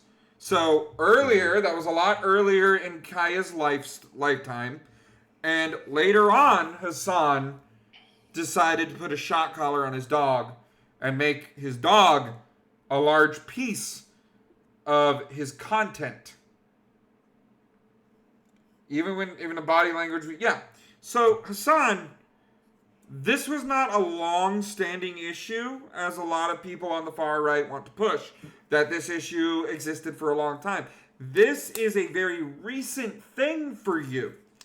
This proves not only do you line up leftists to become extremists, but you are also becoming an extremist yourself.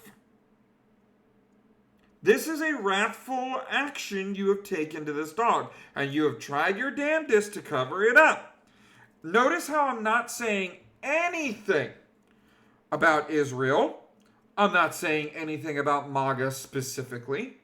I'm not even saying anything about the left wing in general. I'm talking about you and your content. Hassan Piker, you are guilty of animal abuse. And in this court, you should be banned from Twitch, banned from any social media. The dog should be placed in a care home, but that would be cruel to the dog. There lies the problem. There lies the problem. I bring this case up to explain to my audience that manipulators act in a lot of ways. This dog believes wholeheartedly, due to the good times, legitimately, that the dog has had with the owner, that the owner cares and loves them. Kaya is the textbook definition of a victim of a manipulator. Whereas they are willing to make excuses for the person manipulating them. Showing a happy face, wagging her tail whenever she's getting attention, wanting to be close in the very first clip we saw to the owner that looked like was going on a tirade and needed something better. Hell, as many times as I asked Chase to, he don't move from behind this fucking chair. Why? Chase, we still Because love the you, buddy. dog loves me and I love him. He's part of the family. He is my pet. Yes, he might piss me off sometimes, but that is what you do. You deal with the dog. I don't care if the dog's walking around on the wood and making the nails tap on the wood sound in the background when I'm doing shit. I don't care if he's huffing right next to me and panting next to me because he wants something. There's been streams that I have stopped and told the chat, hang on, I gotta take care of my dog. My dog comes first. And that is the kind of love you did not show to Kaya. Instead, you showed a love that was required in order to manipulate her emotions and make her think that you're the best for her. Now, you have to live with that lie. So, seeing as the People Against Wrathful Societies is not a higher court of the land, I sentence you to a 12-hour live stream. That's not much, is it? Well, wait until you hear what you have to do. Not only do you have to be on a 12-hour live stream, you have to put the kind of blockers that people use for invisible fences up in your room. And when Kaya gets near you, when Kaya moves away from you, that will send a signal to the collar you will be wearing the entire time during the 12-hour live stream to send a shock through your fucking skull. Angry. And until that 12-hour live stream is done, you will be forbidden to remove that collar. Or you can continue having a bunch of people that love the idea of torturing a dog. Dog is fascist. That is the end of this segment of... Also, people can donate to his stream to get him shocked also as well. Fuck that. You can just donate to this. And that goes to charity. Yep. This is the charity that we're running on the stream. But bottom line, Hassan, stay off of any social media. Stop hypnotizing your followers. And with the Jedi vested in me, I give Kaya Force Lightning. Yeah. Unlimited. Let's see that again. What is that in his room? What's the... That is the end of the segment here on Judge Stephen David. Thank you all for coming. Now get the fuck out of my courtroom. No. Court is dismissed. Court is adjourned. The courtroom is gay. Yeah, you're gay. No, I'm straight. Yeah, straight I'm a like Straight as a circle. You can't drive straight. Circles can be straight if I make them. Okay. Get you straight until you get it wet. Just like Gaido. Oh man. That was a... Gaido, whenever he's in a room with me, his just changes drastically. Oh, Dust decided to attack me at the end of that segment. Hello. We're back. Oh, gosh. Oh, hey, it's the Silenced Banter. Yeah, we're back to the Silenced Banter, and the Judge, Stephen David, is a very honorable judge. Oh, my goodness gracious. I love seeing him work. I don't have a whole lot of ending exhibits, so let's get into the ending exhibits. Let's make a sandwich and play a game. What do you guys think? Yes. Sure. Yes. All right. So. Sandwich. Okay, hold on. Sandwich first or the ending exhibits? Ending exhibits, I guess, yeah. Okay, we have vote for ending exhibits. Anybody else? Sandwich or ending exhibits first? Let's do exhibits first. Do Sandwich exhibits is first. better than exhibits. So Sandwich is better. So we gotta hold the good stuff. Yeah, That'll give me a sandwich to eat while we're doing the game. So that'll be fun. Yeah.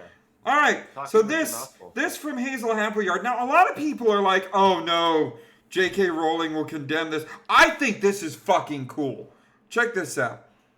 What the heck is that? This person's about to the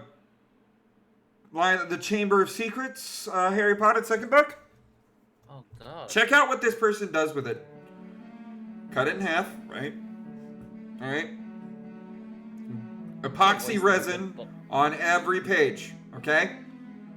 Check this out, okay? Epoxy resin on every page, weighing it down so the epoxy resin goes through it. All right? Now we're putting lines, cutting it into pieces, getting that circle in there. Now they're using a sand, or they're using a belt to kind of push down the pages a little bit. Check this out. Okay.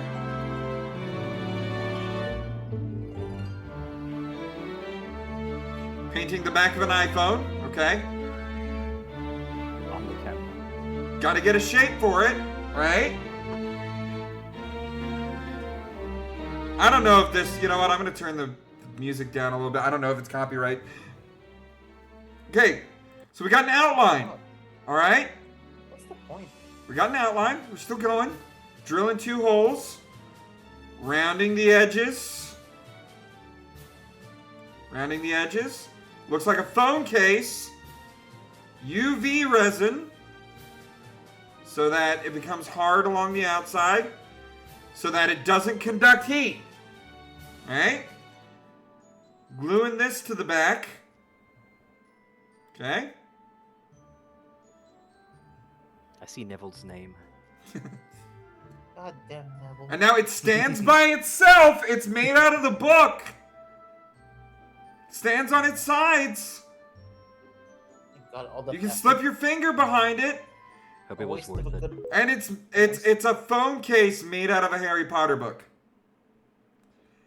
Now, I know that the Potter fans in the back would not... Oh, I still have that on fade. I know that the Potter fans in the back would hate this. I would fucking love this. Just get a normal phone case. I would love this. A phone case made out of the book? That's the ultimate way. We the Yin phone case. The Yin phone case, yeah. All Or right. the Steve Dave phone Next case. one. Portland. Refuse to walk, we'll give you a ride. Is that man being rolled on a scooter? by a yeah, because they went up against ICE, and Antifa's not a real Free organization. public transit. Yeah, right. All right. Next, a white BLM advocate woman confronts a pro-Trump black man outside the ICE facility. She drops the N-bomb. I knew it. As soon as you said she was white and he was black, I knew So, she was going to drop the N-bomb. as per the show's title, where's the line? About 30 feet back. Where's the line? That's a lie. Where's the fucking line? I'm not a slave. I've been in prison too. Then you were a slave. I did 5 years. Oh my god, you're hardcore. I beat 2 federal cases. For bank robbery and guns. Bank robbery and guns. Why are you still here? She committed crimes with bank robbery and holding guns. Oh, by the way, Reineck, I'm sorry, I forgot your free Streamlabs donation. Reineck, are you still here? I hope you're still here. I forgot your Streamlabs donation. Shit. And it's the most expensive one. It's the 10. He went for the 10. So here is the $10 one.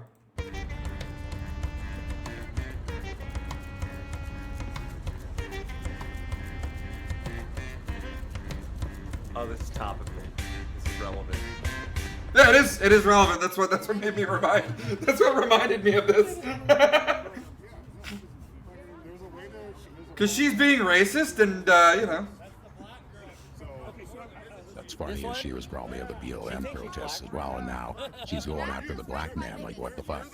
Yeah, she's going after the black man. Where's the line? Surely there's a line here. I'll tell you where the line is. Right up your ass, about 30 feet. There is no line to keep moving it. Yep. But guys, for the palate cleanser tonight, I want to do this at a FurCon. I want to reenact this commercial at a FurCon. Get you some, huh? Where you gonna go now? You can't speed up by anybody now. Trunk monkey. Why you take my wife like the way you drive? What you gonna fancy you? The monkey's coming out with a lead pipe. Oh! The trunk monkey, a revolutionary idea. All right, back in the trunk. The trunk monkey. So I have a fun bit of relevant life lore that goes along with this advertisement. Yeah.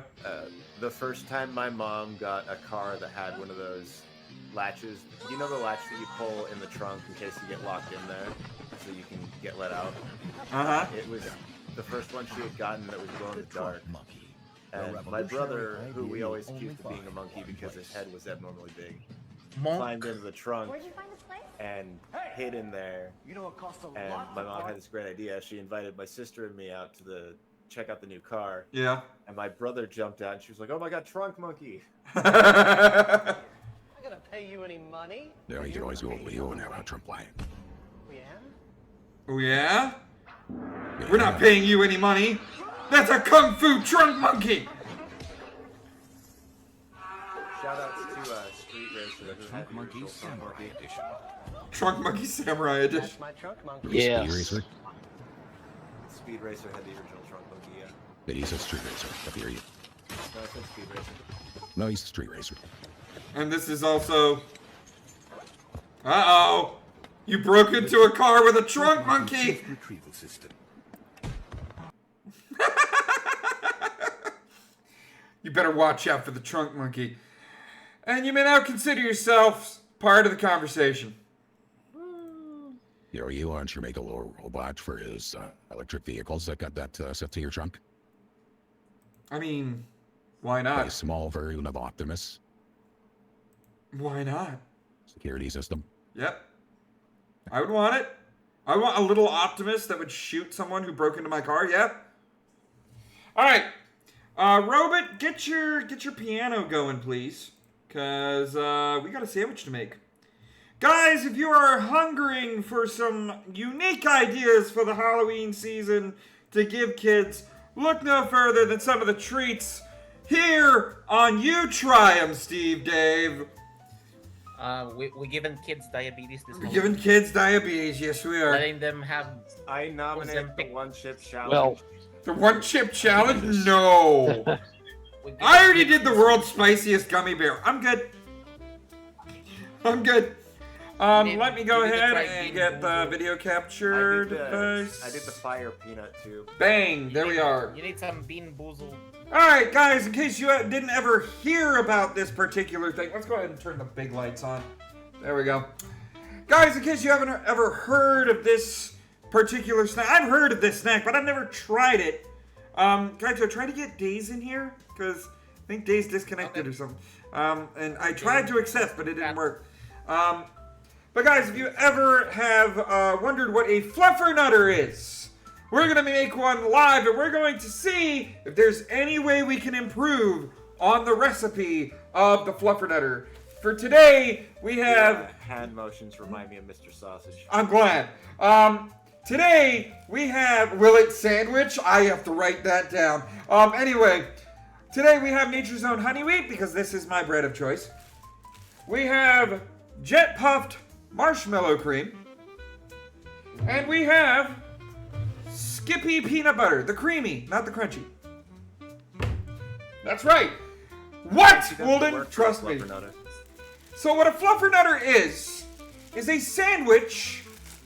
No Dave's Kick-Ass bread. I'll write that down for the next time. But it's Dave's Killer Bread. Who said Kick-Ass bread? Kick-Ass bread. That's Wolden that said that. You two can fight that out. Wolden, you're fired. You're fired, Wolden. All right. So I'm gonna get out 2 slices of bread here, and get my. Where the hell is my? I had a butter knife over here somewhere. Is that table clean? It is. It's clean. I got the fucking Windex right here for. Gently spread your I don't. gently spread your under deodorant onto the bread. Always Dave's Spray Killer generously Bread. with Windex. I don't know where my I don't know where my butter knife went. It was here. Maybe Chase got it. If you don't believe me, Google it, Wilden. It was always Dave's Killer Bread. Yeah, maybe it was knocked off the table. Hang on, let me go grab another butter knife real quick. God damn it. Gotta spread that butter all over your biscuit. Can you see me? I hope you can't see me. He's gonna have real savage and start using his hands. I see you. I see a reflection in the glass. I see you on the water. I got it. I've got the butter knife. Not Got it revealed. ready. I got your fucking butter knife ready. I got your fucking butter knife. And we're not using a spreader for the fucking, Yeah, that's right. Spread those Yeah, we're not using a spreader because we're thinking about kids in the 80s and 90s coming up with this shit. So, as you can see, fresh container of it. Do not, you're welcome. It says, you're welcome for that, by the way. It says on the side, do not microwave in jar. That's a plastic jar, isn't it? Well, yeah, it's a plastic jar, but why would you? Okay. For easy removal of contents, dip spoon in hot water. Oh, so this is going to be solid. Possibly. This is... Oh, I might have to microwave this. No. All right. Just dip it. Just warm up your knife. Just warm up the knife? Okay, let me grab a lighter real quick. Hey, you will not be Mandela effective. Let me get a lighter real quick. You do not want to try and microwave for something in that plastic, I guarantee you. Right, Hey, you were talking about. Hey, you were talking about 80s, By the way, Land 80s of the Free, kids. Home of the Brave. Hey. Right. So is it really that? No, it's pretty creamy. Hot Can you water, hear me? not lighter. Shut up! I'm a yeen, damn it! Okay. Oh, I have freedom lighters. I have freedom lighter, so I'll just might stain I it. found them in camp. It's okay. I'm gonna hold it up. Like on the ground. I'm holding it up this high. Oh, them's the counter all those hot Just knife a little bit. videos. Great. Just a little bit. Just a little bit. Just a little bit. Just a little bit. Just a little bit. Yeah, that's already getting a little warm. All right. So Wait, now no, you're not let's. gonna do it to like 1,000,000 degrees. Nah, it's pretty fluffy. So we're gonna put. Get the content, man. Get the content. Yep, we're putting it. Oh no, man. I mean, I understand the content part. It's a little sticky. Like, I mean, naturally, it's fucking. There we go. Marshmallow cream. Spreading That's all it. mine, but you don't see me being spread on some. Should I put more on there? You think? Should put a lot more marshmallow cream on there. A lot more. Should we put a little bit more. All right. A lot more. Yeah. Extra mayo. Extra mayo. This is not mayonnaise. All right. There we go. Extra nut. Getting all that marshmallow cream on there. Okay. Oh yes. Diabetes ahoy. You gotta make it thick, man. All right. There we You go. want to be tasting the inside, not the outside. Put Tylenol in the sandwich. you were, No, Canis, stop. Okay. You were talking about 80s kids Next. inventing this stuff. We have Skippy creamy peanut butter. It's a fresh thing. Spread it like it owes you money. It's a fresh thing. It's a fresh jar. Spread those Skippy legs. is cool and all if you don't like Jif. Hold that thought. You need Kraft peanut butter. Okay. There we go. Peter Pan peanut butter. Oh no, I'm not buying that shit. Oh, but Skippy still tastes as I remember. Cause I got there's some on the top. I'm gonna here, Chase, we're gonna, and you'll see my shirt. There we go, furry shirt, furry shirt. Pen on hand. Chase, come here, Chase. Come here, Chase. You want peanut butter? Chase. Here, I'll grab the camera with this hand. Oh, I see. Oh, damn it! Do not. What's on your face? I dropped something. Here we go. There he is. Beard. There's a puppy. We got a puppy. Mustache reveal. Don't you dare. I'm not gonna lie, I was not Chase? expecting you to be a facial hair rocker. Oh, I rock a mustache. Yes, I do. Peanut butter. Aw, Chase is such a good street Here, doggy. Chase. Here, Chase. First we had Kaya, now we have Chase. Lick it. There's too much wholesome doggo this Lick it. That's right. He licked it. He licked it. Okay. Now let's put that back on the... Uh-oh. That fell. That's not good. There we go. Stand up. Stand up, you freaking camera there. There we go. We got it back. We got it back where we need to go. All right. He licked most of it. All right. But now we get every new jar of peanut butter, you know, the oh so satisfying fact of the matter, dipping that knife into that peanut butter. Oh yeah. Oh yeah. And then we're gonna spread that peanut butter. We're gonna be generous with our peanut butter, just like we were generous with our marshmallow fluff here. I should send you banana ketchup sometime. Banana ketchup? I would absolutely adore that. And now I'm gonna lick the knife. You'd love banana strange ketchup. condiments to Steve Dave's P.O. box. Yeah. Mm-hmm. Candace Steven has that pirate look. It's funny you say that. That's not a knife. All right, there we go. I licked the knife. We got marshmallow fluff, peanut butter. Put them together. Give it a good pat.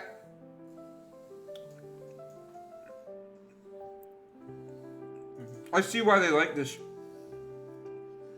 That's a good fluffernutter. That's really good. I think it's a bad fluffernutter. That is really good. Actually, let's see if we can.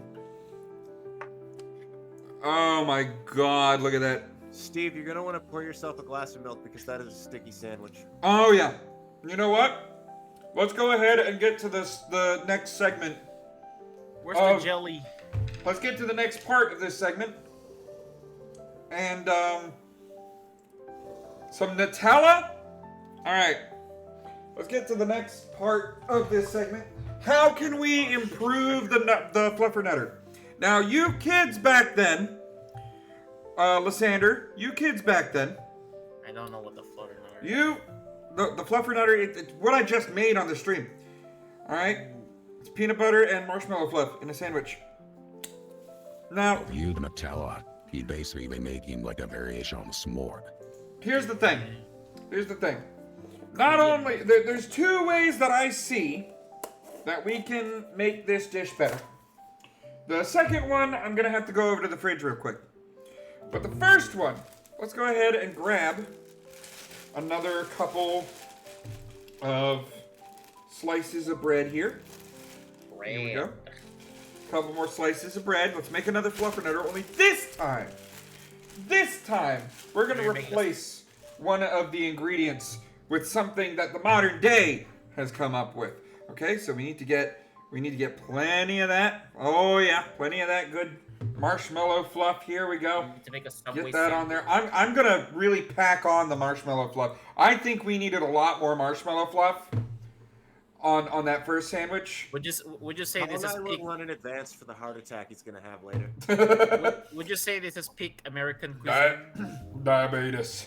Okay. Is this peak American cuisine, folks? Possibly. There's not a hamburger patty on it, so no. All right. So we got a nice lump of marshmallow cream on that one. Lumpy nuts. I'm gonna become a marshmallow before the stream ends. Hey, Days, you open for a commission? No way. He's gonna come, Days. God, Days is so. I'm trying to get off as much. We're gonna get the fat version of you telling Steve Dave. Yeah, Days is such a popular. Does it burger? I got a plan for next week. Okay. So most of the marshmallow fluff is off the knife. Now, because you 80s, 90s, 70s kids, whatever the hell, had come up with this. The modern day, we have Nutella, but we also have Jif peanut butter and chocolate. Did you just say GIF? Jif. I heard GIF. Well, that's not how it's said. I know. That's why I got upset. Well, I said it right. Listen, evil moms choose evil Jif. Okay? So, there we go. Putting that on there. Yep. Chocolate and peanut butter. Chocolate and peanut butter. If there was a such thing as graham cracker bread, I would be making a microwave-free s'more right now. Called it. Yep. There we go. Here we go. Chocolate and peanut butter. It's like Nutella, but it's chip. Looks dry. All right. Here we go. We've got a generous smatting of the Jif. And a nice lumpy bit of that marshmallow. This is gonna slap. This is gonna be so good. Tylenol on it?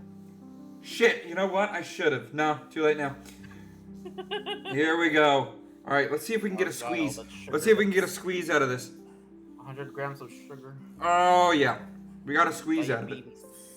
Got a big squeeze. Steve's not picking it. All right, let's take a bite out of this. I'm going to take a bite right there, right where that bubble of marshmallow fluff is. You better moan. Yep, do it.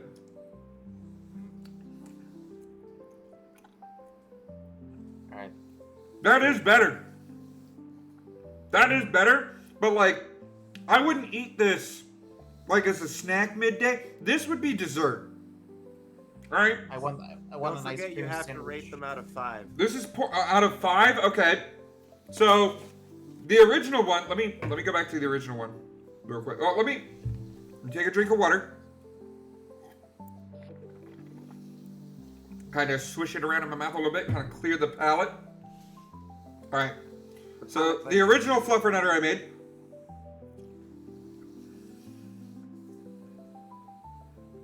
It's good. I mean, I would give this, I can't do 5, I gotta do 10. I'm gonna give this an 8.5 out of 10. Not a true sausage tier. It's good. It's good. It's good, it's easy to make. But I probably wouldn't make it all the time because this stuff's gonna harden after I open the jar on it. Now, the future version with the peanut butter and chocolate. Alright. I gotta take a drink of water, swishy swish. You need some Canadian Fruit Loop. I really wish I had a jar of that marshmallow stuff right now. Yeah, you choke This? on it. Yeah, and some bacon. Okay, this goes back. This goes down. This goes down. This is. I'm gonna say 7.5. The chocolate makes this an 8.5. That is would do that again. But as a dessert, this Would you ain't be that. open? Would you be open to I send food to you? I would. I would mind that. But give me a second because I have to get out of the fridge the other, what could be the potential improvement for this. Let me also get a cup. I need another glass here. Yeah, I can hear people again. Welcome back, Days. All right. Yeah, I don't know why my The connection other shut potential itself. improvement to the fluffernutter. Oh, let me sit down. Okay. I'll fluff one another. Glass of Soy. chocolate milk. Oh, close. Oh God. Glass of chocolate milk. Soy milk. We're going full fat kid today. Glass of chocolate milk. Breast Wow, milk? sugar. Are you making breast milk? All right. He's gonna have braces. Oh shit! You did see my mustache. Fuck. By the way, I'm white. I know. Shocker. Oh no, he's white. Fuck. He bleached Oh, himself. no. I know. I'm white. I can't believe it. This whole time I thought you were Mexican. All right. So now, since this is a drink element, let's kind of try both of them and introduce the new drink element. Let me. Why are you drinking white? Why are you drinking chocolate milk? You should be drinking white milk. To make Because I don't like white milk by itself. Chocolate milk And makes plus, them darker. chocolate and peanut butter. This was peanut butter and chocolate. They go together really well. That's why in before allergies. Really well. Yeah, Okay, EpiPen. so we're gonna take a bite of this again since I swished, That's what I and we're use. gonna see if the chocolate milk adds to the experience. I give this a 7.5. I'm gonna drop this to a 7. I'm gonna make this an 8. All right. I'm gonna keep it underneath the modern one, but we're gonna see if the chocolate milk adds. So here we go. Peanut butter and marshmallow fluff. Yep. This is like what I used to eat back in boot camp. Welcome to the joy of sandwich making with your host Steve Dave. Now my mouth is dry because of the peanut butter. Drier than the Hot Sahara mouth. Desert.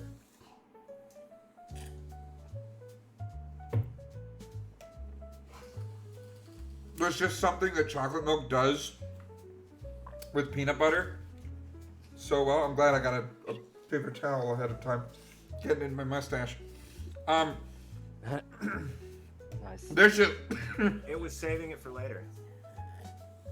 there's just something that chocolate milk does with peanut butter that's just amazing. That was good. It's just peanut butter and chocolatey. That It's was- on me, of course. Yeah. But see, like, this is just straight up peanut butter. And the chocolate element is separate. This is chocolate and peanut butter. So now I'm about to have marshmallow, chocolate and peanut butter, and chocolate. So let's try this. Let me get some more water. Swishy swish. Swish that swish. By the time you finish both of those sandwiches in that glass, you'll have had all the calories you need for the week. Yeah, you will. Yeah, you will.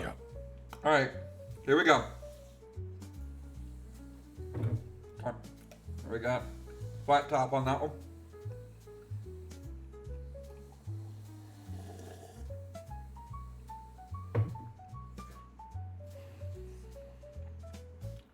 It's Can't wait for not an Carolina improvement. Reaper sandwich. It's not an improvement over here, but it's an improvement over here. I think there's too much chocolate going on between this. There's way too much chocolate, and this chocolate is fighting with that chocolate. This over here, though, since it lacks chocolate, I mean, shit. I think the '90s kids got it where it needs to be. Okay. Drink some water. So by itself, a 7. This by itself, an 8. With the chocolate milk, 7.5. It's still better than that with the chocolate milk. But this, or no, it's better than that by itself. But this with the chocolate milk, the original Fluffernutter, man, I gotta tell you, that's a 9. That's a 9.25. That's as high as I'm going on that one. So good. Y'all on the Fluffernutter part of things. Here's the thing, and I've got marshmallow fluff on my desk now. That's not what you think it is, chat. That's not marshmallow. That's not what you think it is. That's extra nut. That's not what you think it is. I promise. All right, someone's gonna make a sex joke. Anyway, You're talking to a bunch of furries. It was right? inevitable. Someone's gonna do it. You did not have sexual relations. I did not have sexual relations with this sandwich. The sandwich is sweet talking. But guys, I gotta give it. And here's the thing, all right? So let's pretend these are one sandwich again, right? Why is it a Halloween treat? Well, Because Halloween gets just you cut it, right? This is gonna be a mess on the desk. I'll be cleaning it during the game. Just cut it into sixths and pop this gooey son of a bitch into some wrapped foil, or not wrapped foil, in some wrapped clear wrap. You've got a treat for Halloween that these kids are gonna go bonkers over. These kids don't know this, guys. We gotta bring this back. So the Fluffernutter, that was fucking delicious, and I'm glad that Steve Dave tried it. Yeah, it is sad though. Like they said, Halloween is dying because like a lot of kids don't go trick or treating anymore. Yeah, they got trunk or treat. Yeah, they're more iPad and TikTok kids these days. That's good. Be sure to tune in next week where we're gonna try the crack burger. I promise no drugs were involved. Food porn. Food porn stream.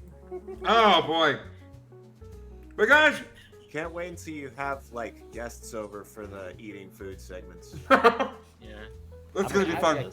That's gonna be fun. Maybe I should record one for Carolina Fur Fair. I'm going there. I'm okay with this. That's where you're gonna eat the Carolina Reaper, right? No. Oh God. But guys, I have a game. A game? I have a game. A game? Oh my God, someone asked the question. Guys, while trying to fight past the peanut butter and marshmallow fluff in my mouth, we are playing Steve Dave's Bet19.com game deal that's good enough to take from Polydev. Let's go. Oh yeah. Oh yeah. So let me go over to the Twitch chat We got 2 hands up already. We got 2 hands up already. Let me get my pen. Let me get one of my G2 pilots here. G2 is one of the best pens Of course we do. We got Leo. We got Gaito. Any other players for the game tonight? I kind of spaced out. What are we doing? We're playing Steve D's That19.com game deal, which is good enough to steal for Polydub. It's where I give you an item from That19.com, and you have to tell me how close, how much you think it is without going over. I'll find my. Okay, I'm in. Okay, Crit. Sander left. Yeah, Sander left. Days, you want player 4 Hey, or what's up? Canis? Do you want player 4? Wait, what? Hey, what's up? Hey, Trinity, we're right at the tail end of the show. Yeah, let me mute. So. Yep. Yeah, Canis, Days. Okay, Days is in. All right, we got our 4 players. So let's play Steve Days That19.com game deal, which is good enough to steal for Polydub. Woo! All right, round the first. Let me open this, and I'm putting it in the X chat down below. Okay. Let me open up the game. Okay, guys, it is spooky season. It is the season of the spook variety. So let me tell you, when it comes down to the spooky season, there are some fun treats and some fun tricks that you can do. Time to get spoopy. Like, maybe your friend wanted a nice cold bottle. Maybe your friend wanted a nice cold bottle of Mountain Dew. This is where the trick comes. Because here we have spicy pickle soda. That is not Mountain Dew. Never Forbidden trust Mountain Dew? Never trust yellow drinks. That is the forbidden Mountain Dew. But it also costs something. What do you guys think? The board is open. Nobody's gotten a point yet. I would guess $8. $8. I'm Says gonna say $10.99. $10.99. It's an alcohol drink. It's not. It's pickle soda. It's with a mild kick. Okay. I'm gonna say $7.50. $7.50. What do you think, Days? Spicy pickle soda. I put the pick in the X chat. Oh. So you can take a look at it. Spicy pickle soda. As So I what eat. is my? So what are my guesses here? The guesses so far, and this will be the last time that I read them.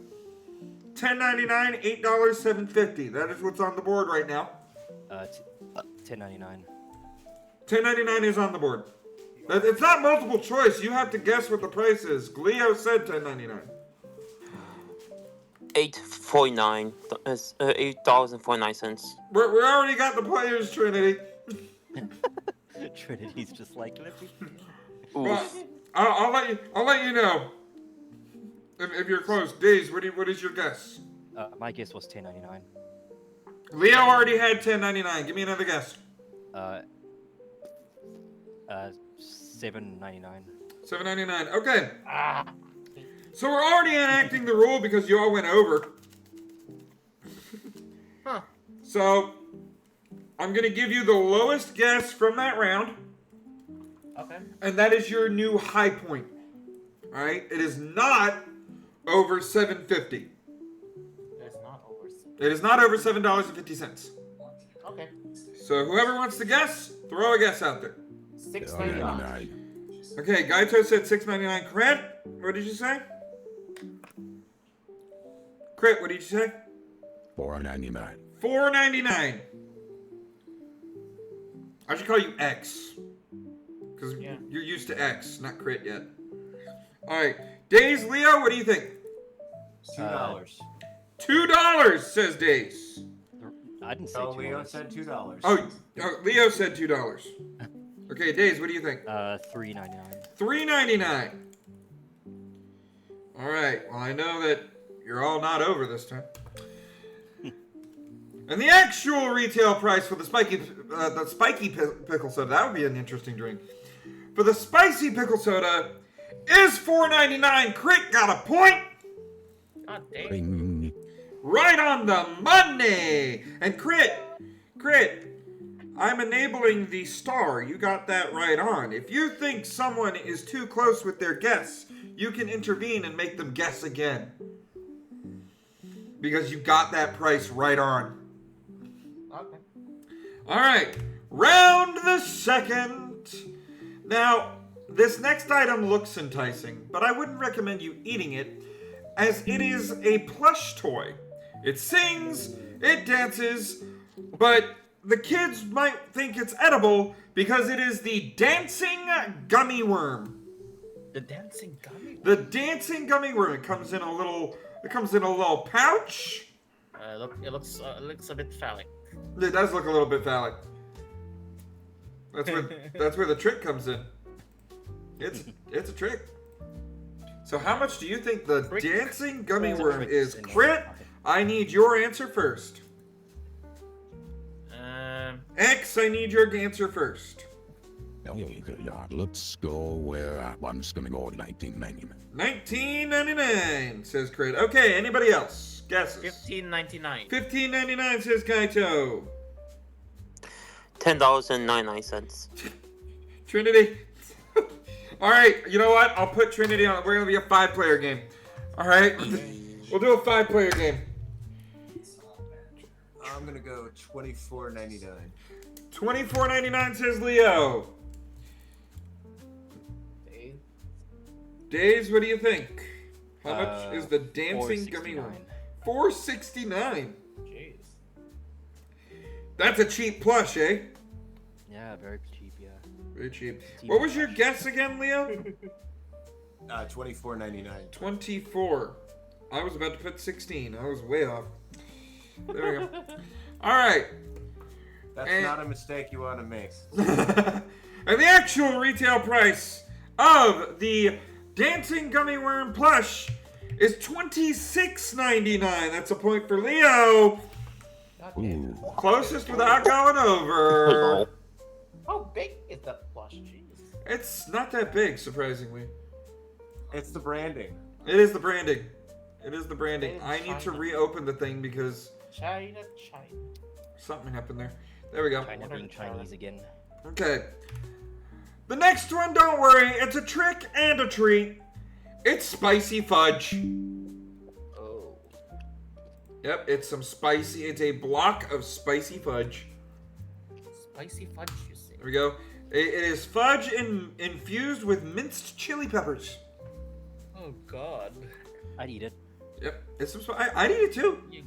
Chocolate, as we recently discovered, covers a world of hurt. Okay.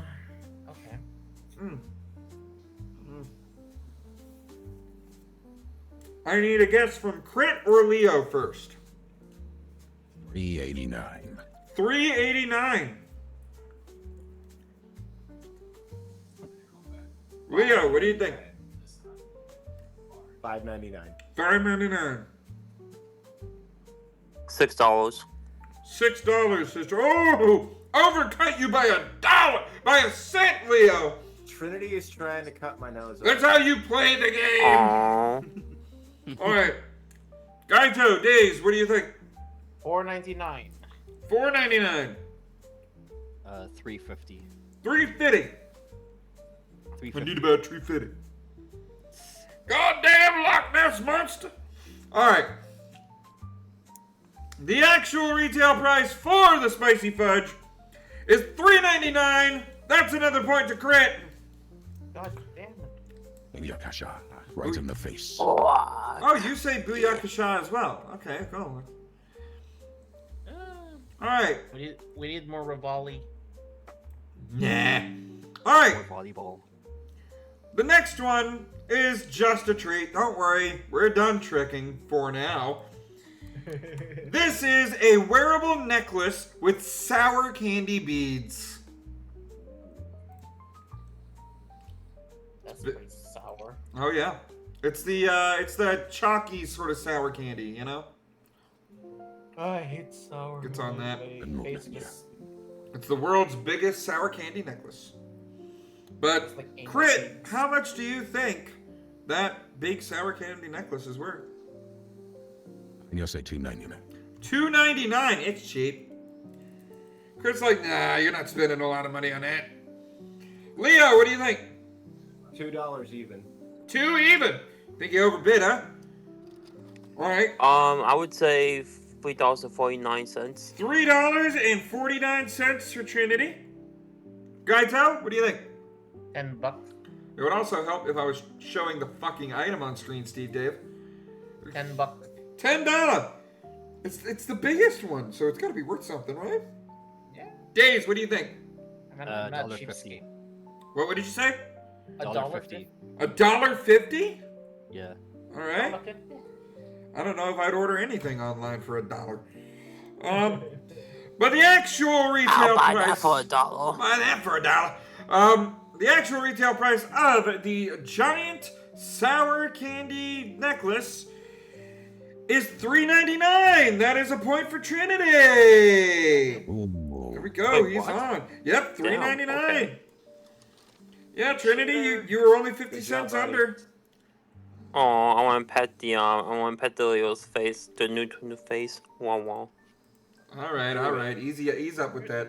Pets. All right. Ease up with that. We're in the middle of the stream. Damn it. All right, guys. I this isn't all candy. I promise, because I want to give you something to play with. I want to give you a toy. Ooh, a cat toy. Well, it depends on how you feel about cat toys, I guess. I guess that's how you, it depends on how you feel about Ball in the Cup. No, this is the world's most boring toy. No way. This is the world's most boring toy. Yeah. What is it? It's simple, one shape, building blocks. Mm-hmm. Just one shape. There's not even multiple shapes in this bag. It's just the one shape. It's that one hashtag type shape. It's the real One Piece. It's the real One Piece to rule them all. The One Piece is real? But Crit, I need what you think the world's most boring toy bag is. You know what? I'm on middle $3.99. This one. You're going $3.99? Yeah. Okay. Just being sure I heard that right. Trinity, Leo, what do you think? I want clarification. How many pieces are in that bag? Ooh. Let me see. I can't look it up on this one. Let me go over to the second screen. Because I can do that now. I can do that too. Most boring toy. Hey, Mom, I can do it too. About 19. About 19? World's most boring toy. There is... It is a unique Danish toy. All it says is plus pieces. Approximately 300 pieces in each bag. Okay. And they're all the same fucking piece. So I guess $23.99. $23.99 for Trinity. What do you think, Leah? I'm gonna say. No, I meant $23.99. $23.99. That's what I meant. Yeah, that's what I put down for you, Leah. What do you think? I'm gonna go $24.99. $24.99. All right, Gaito, Days. I need your answers now. $15. $15. Says Gaito. $18.99. $18.99 says Days. Yeah, I'm just switch mine to $9.99. Oh, you're using your star to switch your own answer. Ah, as well. Very smart. I didn't know the specifics before I spiked up. That's how you play the game. You got that right on, so you're able to use the star. Good job. Good job. All right, no more switching. Nobody's got a star. Nobody's guessed right on. The actual retail price of the world's most boring toy bag is $21.99. Crit, you played that beautifully. You played that beautifully, Crit. I was so close. Ding. Yep. All right, the next one is a lamp shaped like food. A lamp is shaped like the food? A lamp that is shaped like food. Specifically, a cup of ramen. Yep, the good old cup of ramen. A retro-ass cup of ramen from Tokyo, Japan. Is a lamp. I probably should have asked. Are we doing these in U.S. pricing? Yeah, we are doing these in U.S. pricing. Yep. Oh, man, just a tangent. I'm in filthy Canada. You filthy degenerate. That's right. You're still winning, you degenerate. Tell me how much you think it is in U.S. dollars. Oh, it's also blue with the lamp. Yeah, the ramen lamp. I can't see it on screen anymore. It disappeared. Sorry. I'm blind. There we go. Okay. You know, for this one, I'm gonna go. Anybody watch the Congress hearing? I did not. On this one. $14.99 says Crit. All right, Leo Trinity.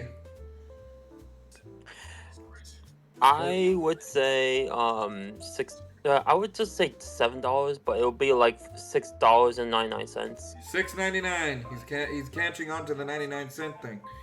Leo. $15. $15 says Leo.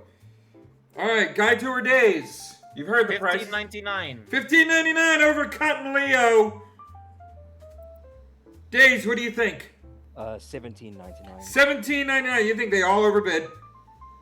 Or they all way underbid? They all underbid. Days is holding up the price. Let's see if it works out. The actual retail price for the ramen cup lamp is $26.99. Days with the point. Rocked it out. God damn. And that's why I tell the leaders to answer first. So that the ones behind can be like, oh no, he overbid. Oh no, he underbid. You know, like, you can pay attention. All right, now let's get into a little bit of disgusting, a little bit of horrific, a little bit more fun treats and stuff for the Halloween season. This is a heart, but not just a heart. This is a giant heart made out of gummy. Why did you say it like that? Because that's how Randy Feltface said it that one time. Yummy. All right, Crit, you're still in the lead, so you gotta let me know first. How much do you think that giant gummy heart is worth? I would go $10.99. $10.99. All right. $99. Trinity Days Leo. Gaito, you wait till I would say like $12.99 or just $11.99, like something like that. Which one? $11.99. Going for 11. Okay. $11.99. $9.99. $9.99 for Leo. You think that Crit overbid? That's what you're thinking. Days? $4.50. $4.50 for the giant gummy heart. That's some cheap gummy. There's microplastics in that heart. Gaito, what do you think? You heard the prices. What do you think the giant gummy heart is? $10.99. $10.99's on the board. Oh, I guess $10.50. $10.50. Yeah. $10.50. All right. The actual retail price for the giant gummy heart is $14.99. That is a point for Trinity, who came in late. Holy crap! Good job, man. Good job. Wait, what's the price of the answer? It was $14.99, and you were the one that guessed the highest. You got the closest without going over. Jesus Christ. Okay. Yep. Expensive heart. But that's all gummy. That's gotta weigh down a bit. All right. Next up is we gotta have the mug round. We gotta have a mug round, and we have poop in the future mug. That's right. Whatever's in that mug is gonna be poop in the future, and you can let everybody else know by putting it on your mug. Crit, I need your answer first. How much do you think the poop in the future? God damn it, Tasty. We do not say that name on this stream. Oh God. That name does not exist on this stream. I'll tell you this, in Canada, that would be a very expensive mug. How much do you think it is in America? Plus inflation and how many years it is, yeah. all that too, yeah. Oof. Man. Pop poop picture. I'm gonna $16.99. $16.99 says Crit. All right, Trinity. I would say $19.99. $19.99. Days or Leo? I'm gonna say $24.99. $24.99. Days, what do you think? $21.99. $21.99 for the mug. Gaito, what do you think? $25. $25. Okay, so you know that rule that happens whenever you all overbid? We all overbid. You all overbid. The lowest price that was guessed was $16.99. I need Crit first. Okay, I will go for $8.99. $8.99. Trinity. $16.99. $16.99 I think it will be was the minimum bid. $10.99. Let's say $10.99. $10.99. Days or Leo? $9.99. $9.99. Going with the triple nines. Days, what do you think? That's how it works in U.S. comedy. So yeah. Say what? Days, what do you think? $11.99. $11.99. Gaito, what do you think? $10. $10 flat. Overshooting Leo by a penny. The actual retail price for the Poop in the Future mug. Why am I not surprised that Days gets the point? It's $12.99. Oh. You got the point for the Poop in the Future mug, fat bastard. It's my badge of honor. But maybe you have a lot of money and you are a little bit late to picking out your costume. Don't worry. The Silence Banter has your back. This, and by the way, when you get this costume, you're going to say, oh yeah. Because it's the inflatable Kool-Aid outfit. Oh my. You can go Halloween trick-or-treating with the kids as Kool-Aid Man. Orange Kool-Aid Man? I gotta do that again. That was actually a really good one the first time. Oh yeah! Oh god. I made a fucking video. I made a fucking AI video of my character saying that exactly. Oh god. With your character, you just paint Dave, the what Kool-Aid you Man sent on me? your belly. Crit! Crit, I Dave, need what your you sent guess me? first for the inflatable Kool-Aid Man. I've never seen the price on some of these inflatable things. $49.99. $49.99. All right, Trinity Days. I would say appropriately is $17.99. $17.99. This is a cheap costume. Yeah, I don't know. It's kind of like it seems like cheap to me. It's a little bidding. Days, what do you think? I'm gonna have to go with $24.99. $24.99. Yeah. All right, Leo. 45. 25. 45. Oh, 45. 45. Okay, Gaito, what do you think? $30. $30. Guys, when I said that you had a lot of money laying around, I was hoping you'd get that. But the actual retail price of the Kool-Aid Man inflatable costume is $129.99. Jesus. Yeah. Well, we lost. Lol. That's a point for Crit. But hey, last round, double points for two of you and triple points for one of you. The last one of you, good luck fighting for second. This is and we got another gummy creation, but this one's not a heart. This is the other major organ for the spooky season. This is a brain. It is a brain made entirely of gummy. And by the picture, you can see that, you can see from the picture, it takes two hands to hold this big brain. Whoever that was, I've seen one of these before. that was smart in the candy. That guy was smart in the candy world. Oh shit, it's got wrinkles. That's how you know it's from a smart person. That is authentic gummy. All right, Crit. How much do you Man, think if the only brain I is? could remember how much the heart was again, but If you eat it, does your media literacy increase? yeah. We are the Let's media go now. with Unreal 1499. $14.99. I think you remembered that from the heart earlier. Like a $5. No, I can't remember the heart. I'm just saying 14.99. Okay, because that was the price of the heart. Trin and That's fine. Days. Steve. That would be possibly $15.99. $15.99. Days. $10.99. $10.99. Can't be that big. That's just a picture. Leo. $16.99. $16.99. All right, Gaito. Leo's got it. $12. $12 for the gummy brain. All right.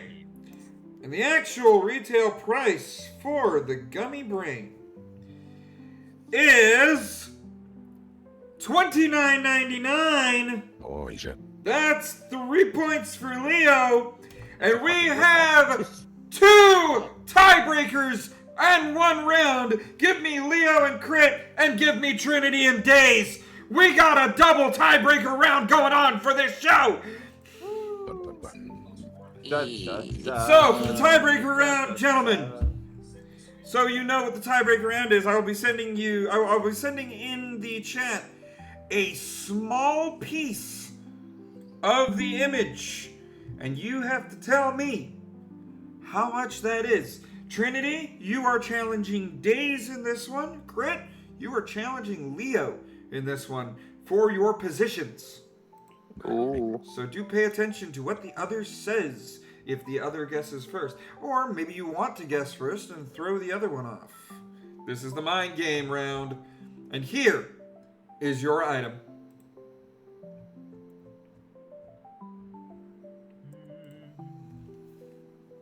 There is the small piece of the item. Gaito, I will send you an image of the full item in your DMs. Okay, dokie. Me too. No, you're guessing. You're in the tiebreaker. Okay, You're in the tiebreaker with Days. I'm not sending you the answer. Puppy. Yep. I'm not sending you the answer. I also should probably do this over on the other screen so you guys don't see it. Okay. Messages. Days sent me a video. Follow sent me a video. How much longer will your show be on? Oh, Haunted Opus. I wish I knew. About to end soon. Sorry, Lorelai. Let's see. Gaito.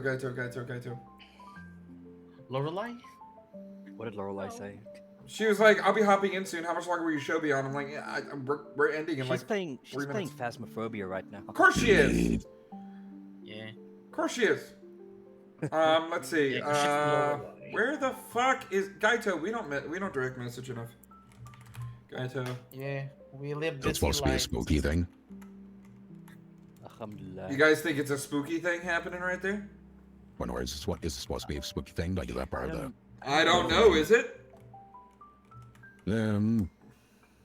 Start a new message. Supposed to guess what this is, huh? Gaito. There you are. I sent a message. Oh, did you send me a DM? Yeah, on X, yeah. Okay, so there you go. All right. This is the item that they're guessing. Do not give them a hint. Okay. Ooh. I think it's pretty neat. Yeah. Good luck with it. Yep. All right. So I've given you guys enough time here. I'm going to need an answer from Leo and Crit first. I'm going to say $17.99. $17.99. Leo went first. Crit, what do you think? Hey, I thought we were guessing what the actual thing was, like all of us that were still doing price. Okay, I'm gonna say $20.99. $20.99. All right, Trinity Days, I need your answers now for your round. $19.99. $19.99. Days, what do you think? I think it's $39.99. $39.99? Yeah. Okay, so you know that rule that happens when everybody overbids? That just Yeah, we know the happened. rule. That just happened. The lowest bid that we got was $17.99. Leo and Crit, I need you around first. $14.99. Okay, $14.99 for Leo. $9.99. $9.99 for Crit. Okay, now keep in mind, Days, Trinity, if you wanted to use one of those answers, you can. You're not held back by their answers. You're in a round of your own. I forgot to say that at the beginning. Okay. So, Trinity, Days, I need one of you to guess now. That will be like $11.99. $11.99. Days, what do you think? $9.99. $9.99. Using Crit's answer. Let's see if it was smart. The actual retail price of this item, which, by the way, is Crazy Aaron's Liquid Glass Thinking Putty. What the fuck? Something out of Jack. It's Thinking Putty. So what Thinking Putty is, it's a kind of putty that has a magnetism to it. You can play with a magnet. Intelligent putty, yeah. Yep, it's intelligent putty. Only this is liquid glass colored. It's clear. Oh, hell no. So you can make it foggy by playing with it, or you can let it sit and it'll uncloud itself. It's really fucking cool. But how much is it, Steve did? Let's find out, Steve. Well, you can't change your price now. You already used your star earlier. All right. Of course. The actual retail price of Crazy Aaron's Liquid Glass Thinking Putty for the game is $14.99. Leo, you nailed it. God, I finally nailed it. The independent adjudicators are in. It is Gaito with the participation trophy, Days with the ceremonial fucking champagne bottle that gets everywhere when you uncork it. Trinity with the bronze medal, Crit with the silver medal, but tonight's Smarty Pants is Leo with 5 points. Puppy. Well, guys, that's it. The show's over. But if you need more You Tell 'em Steve Dave in your life, then don't go swinging a metal shelf at fighting people in a Publix just yet. We'll be right back next Saturday with more bants, more laughter, more news, and more situations that makes you think, what the fuck? In the meantime, you can find me, if you're watching on the YouTube, yeah, like, bruh. In the meantime, you can find me over on the, if you're watching on the YouTube gimmick, you can find me over on the Twitch gimmick for some epic gamage at twitch.tv/YouTellHimSteveDave. You can also find me here on X at YouTellHimSteve, #1. Just the #1 at the end. YouTellHimSteve1. But if it's way past your bedtime, thank you so much for coming. Thank you all for your generous donations to the fundraiser that we have been trying to push. We have been playing Resident Evil 4 Classic on the gaming channel. And I don't do horror well. So that's been quite entertaining. But if it's way past your bedtime, I totally get it. It's a late show. So thank you all so much. Thank you for the following, the generosity in helping this channel thrive. And keep on doing what you're doing. And remember, the furry fandom needs to change for the better, guys. Needs to change for the better. And the only way that's going to happen is if we all get in and do it. Alright? And don't make fluffer nutters on your desk. For fuck's sake, I'm going to have to get some goddamn bleach for this shit. You don't want that sticky icky on your... It's fucking sticky! And icky. And yeeny. Okay, that's... okay, that's for the YouTube gimmick. Let's find a raid target, shall we? Let's get a raid target. I thought you said retarded. I was like, ooh, they're doing Fake the Music still? Shit. I didn't know they were doing Fake the Music tonight. I would have started earlier if I knew they were doing Fake the Music. The Chad Seal. Jericho Chad Seal. Mm-hmm. Alright, let's see. Zeldar Blembly. The metal mittens. He also suggested. Who else is here? Show more. Who else is here?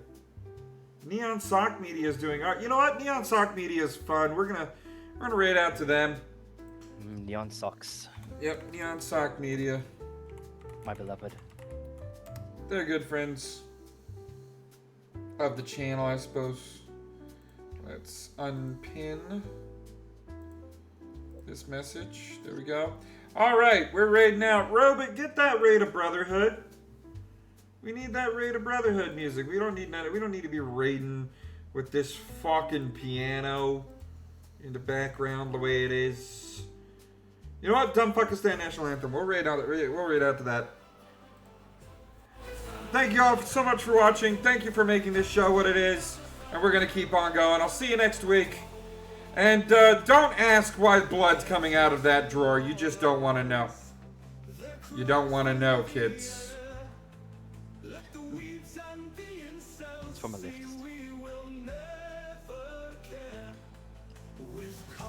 And we're clear.